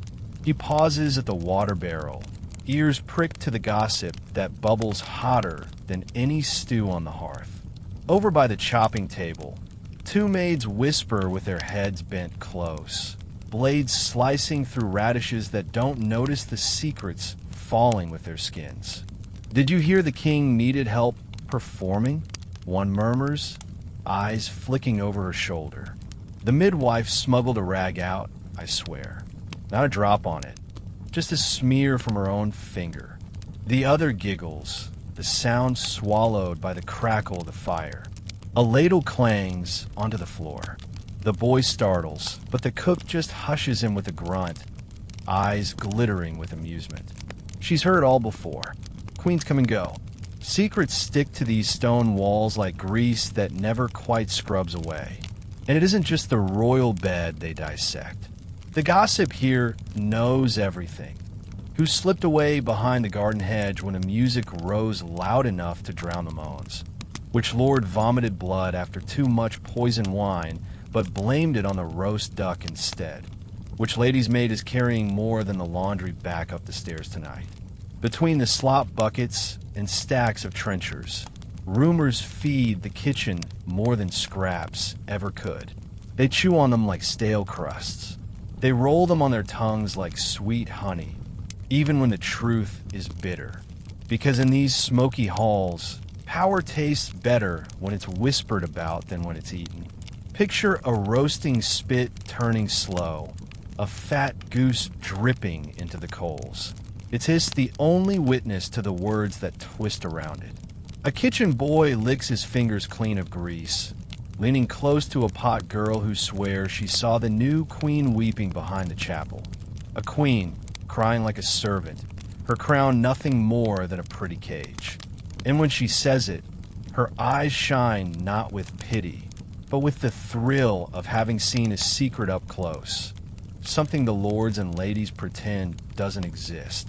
Above their heads, the nobles lounge in cushioned chairs, sipping spiced wine, faces set in masks they pretend are real. But here, under the low beams where onions hang from hooks like shriveled heads, truth stews in the cauldron with the bones. And the servants know it. They carry it upstairs on their boots, in the baskets of bread, in the platters of roast and bowls of watery broth. They slip a crumb of rumor into every bite. Sometimes the gossip is poison. A careless word, overheard by the wrong ear, can send a maid to the stocks, a cook to the lash, a boy to the gallows for whispering the wrong truth about the wrong noble's bed. But still they share it, because down here, where your life is worth less than a royal dog's, a sharp rumor is the only blade you get to keep for yourself.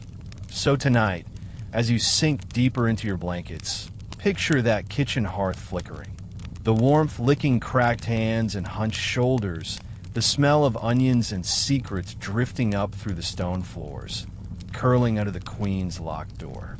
She sleeps above them, or tries to, while the truth of her wedding night simmers below in pots too deep for any crown to stir. Sleep soft, dreamer, because next we'll follow one rumor up those narrow stairs, to the very edge of the queen's bed, where the taste of betrayal is sharper than any stale onion, and the smallest crack in a royal mask can doom a kingdom to rot. Close your eyes, but keep your ears open. Down here, the walls never forget. Picture this: the royal bedchamber at the cold edge of dawn. The fire in the hearth has died down to a nest of glowing coals. The curtains around the bed are pulled tight, heavy velvet muffling the echo of footsteps in the hall. Inside, the queen lies awake. Not the giggling girl who once chased dogs through her father's orchard. Not the blushing bride who stumbled through vows with trembling lips. No, this is the queen, crownless in the dark, staring up at the canopy carved with cherubs who've seen more secrets than any priest ever will. She can hear his breathing, the king sprawled beside her, one hand limp on the blankets. His snores rattle through the hush, sour with last night's wine. She tries not to flinch when he shifts, tries not to remember the stinging ache between her thighs, the cold press of the midwife's fingers whispering prayers over stained sheets. She tries, too, not to wonder why his fingers still smelled faintly of rosewater and something else, a scent she can't name, but that gnaws at her chest like a rat behind the walls. Beyond the curtains, the world stirs. Soft footsteps, a maid with a basin of water, a servant boy slipping in with an armful of fresh rushes. They speak in murmurs she can't quite catch, but every now and then a word drifts through the velvet like a cold draft. Weak, didn't, another. Her heart tightens. She knows what they think, what they're waiting for. An heir to seal the promise they toasted with sour wine and rotten cake. But they want more than a child. They want certainty, purity. They want to know the crown on her head is hers by right, that she didn't slip into another's arms behind the wisteria hedge, didn't flinch when the king's touch turned her stomach to ash. And yet, someone knows the truth is never so simple. Picture a lady in waiting, slipping from her tiny chamber at the end of the hall. Her slippers are soft, so they won't echo on the cold stone. She carries a secret wrapped in a rag, a scrap of linen marked with a stain that may or may not have come from the queen's bridal bed. She whispers it to the steward, who passes it to the priest, who lets it drip like poison into the king's ear when the dawn is too early and his mood is foul. She didn't bleed. The stain was faked. She knew another before she knew you. The king laughs when he hears it, a harsh bark that startles the drowsy hounds by the hearth. But behind the laugh, a splinter of doubt lodges in his chest. He remembers how her eyes darted away when he lifted her veil, how her hand trembled against his cheek, how the bedding was quick and clumsy, a show for the nobles pounding their fists on the walls. But in the hush after, she turned from him as if the smell of him made her sick. The queen does not know exactly what they say, but she feels it in the stiffness of the maid's curtsies, in the sidelong glances when she walks the gallery with her veil draped low, in the way the old nurse who braids her hair in the mornings keeps her eyes locked on the floor, as if they both know what cannot be spoken aloud. And betrayal has many faces. Sometimes it looks like a lover slipping through a secret door, leaving behind a whisper of perfume that clings to silk sheets when the king returns to bed. Sometimes it's the maid who trades a scrap of truth for a silver coin, enough to feed her brother through winter. Sometimes it's the priest who plants doubt with every blessing, reminding the king that only God knows what really happens behind closed curtains.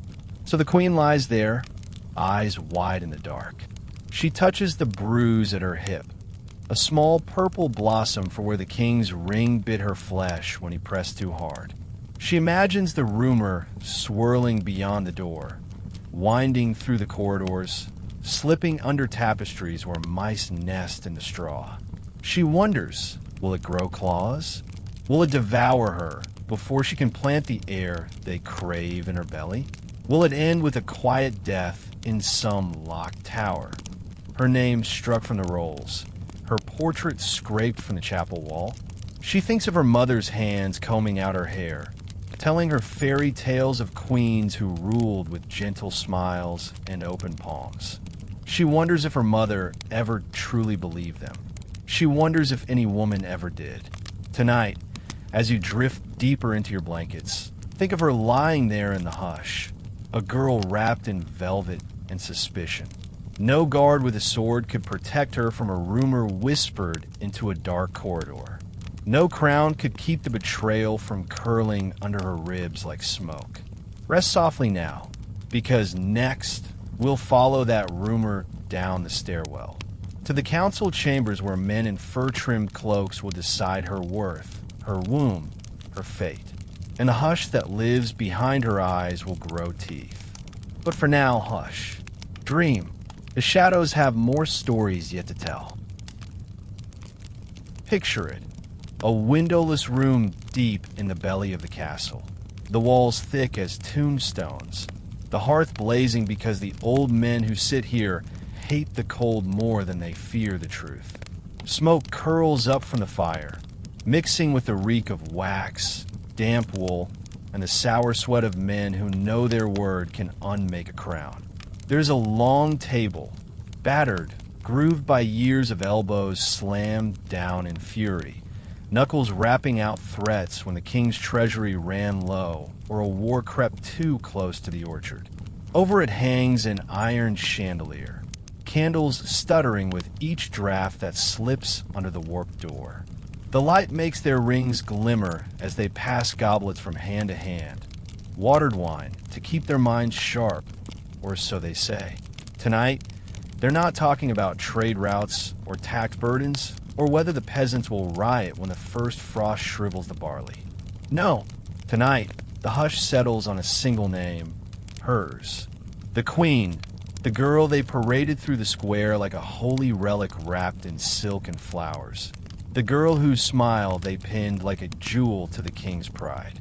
But now there is a rumor, and a rumor, they know, can be far more dangerous than any army pounding at the gates. One lord clears his throat. He is old enough to remember the last queen who disappointed her wedding bed, old enough to remember her final prayers echoing down the chapel as the headsman's blade kissed her neck. He does not want blood on the rushes again. Blood is messy. Blood makes the people restless. So they talk in circles, words drifting like so much wood smoke. The stain was forged, perhaps. So they say. The girl was seen, not alone. Some squire. Or was it the steward's son? No one truly knows. The king must know, or think he does. At the far end of the table, the royal confessor sits, eyes dark under his hood. He says nothing at first, but his silence hums louder than their muttering. They hate that, so they prod him. What does the church see, they ask. What does God whisper? And when he finally speaks, his voice is soft, but it drips like wax on a bear's skin. If she is false, the line is poisoned. Better root out the rot before it spreads. One man flinches, his wine sloshing over the rim of his goblet. She is just a girl, he says, too softly, like he knows it's a coward's plea. But the chamber eats that softness whole. Just a girl means nothing here. Just a girl means a weak link in the chain that binds lands and crowns and grudges older than any bride's name. They debate in the hush, voices rising and falling like the sea battering the keep's walls. A drop of truth here, a lie there, salt for the wounds they'd rather not look at too closely. Somewhere, parchment scratches beneath a scribe's quill. Every half-threat, every forced vow, inked into the ledger that will haunt the queen even as she sleeps in the next room. They speak of options, an annulment. Hush it up, marry her off to some distant cousin, lock her away behind convent walls where her belly can never swell with a child they can't name. Or worse, strip her name from the rolls, declare her a traitor to the royal bed, and let the headsman kiss her throat like he did the last time. But all of that depends on the king. And the king, they know, is soft when the drink runs out. Soft when the moon is thin and the queen smile. That fragile mask she wears like a crown of thorns looks almost real enough to fool him. Soft enough that he might forgive her, whether or not there's anything to forgive. So they plan. They plot the right words to drip into his ear at breakfast, a seed of doubt tucked between honeyed bread and salted pork. They plot which maid might be made to swear on her soul that she saw a shadow slip from the queen's chamber. They plot how the rumor must be neither too loud nor too soft, just enough to bend him without breaking him.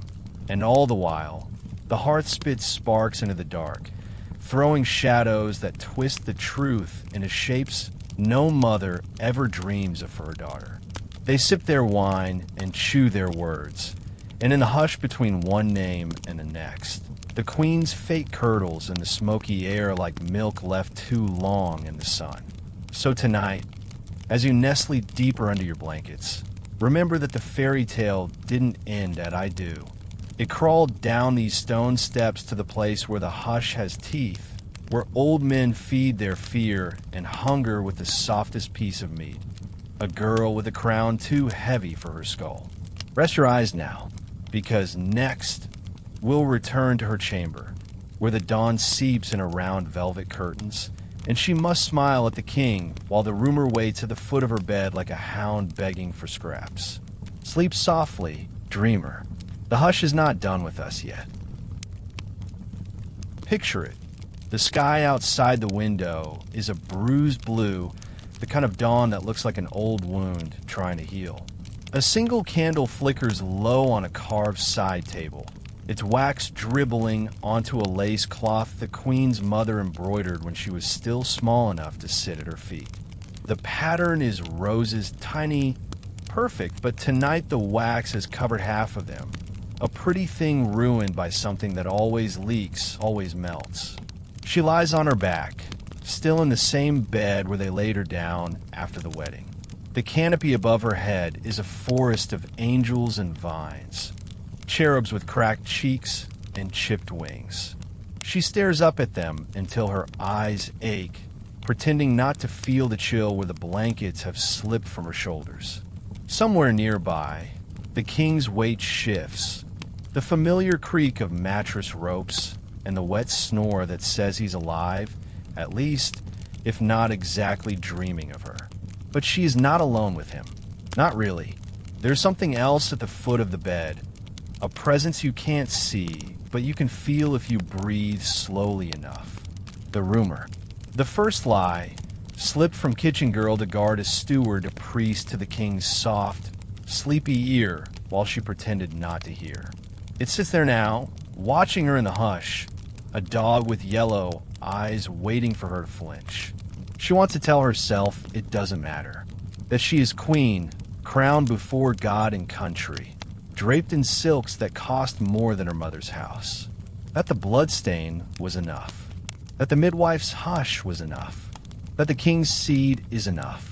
But somewhere deep in her bones, she knows better. She sees it already in the way the maids enter the room, eyes down but not low enough. How they look at her belly before they curtsy, as if they can see inside her, counting days, counting the truth that hasn't rooted itself in her womb yet. She knows it in the way her favorite lady-in-waiting brushes her hair with hands that tremble, how she won't meet her eyes in the mirror's dull glass. She knows it in the guard who stands at her door, the one who used to smile and tap his chest when she passed. Now he stares straight ahead, eyes glassy with fear of something he'll never say aloud. And the king? The king still kisses her forehead when he leaves the bed, still calls her my dove, in that voice that sounds like a prayer someone forgot the words to. But when he turns away, she sees the tick in his jaw, the way his hand clenches around the jeweled ring he twists on his finger, the way he watches her in the polished glass when he thinks she's not looking, as if he's searching her face for the ghost of a lie. She shifts under the covers, the cold rush of silk brushing her bare skin. Her fingers find the edge of the crown where it sits on the side table, a circlet of gold that has left a tender ridge on her hairline.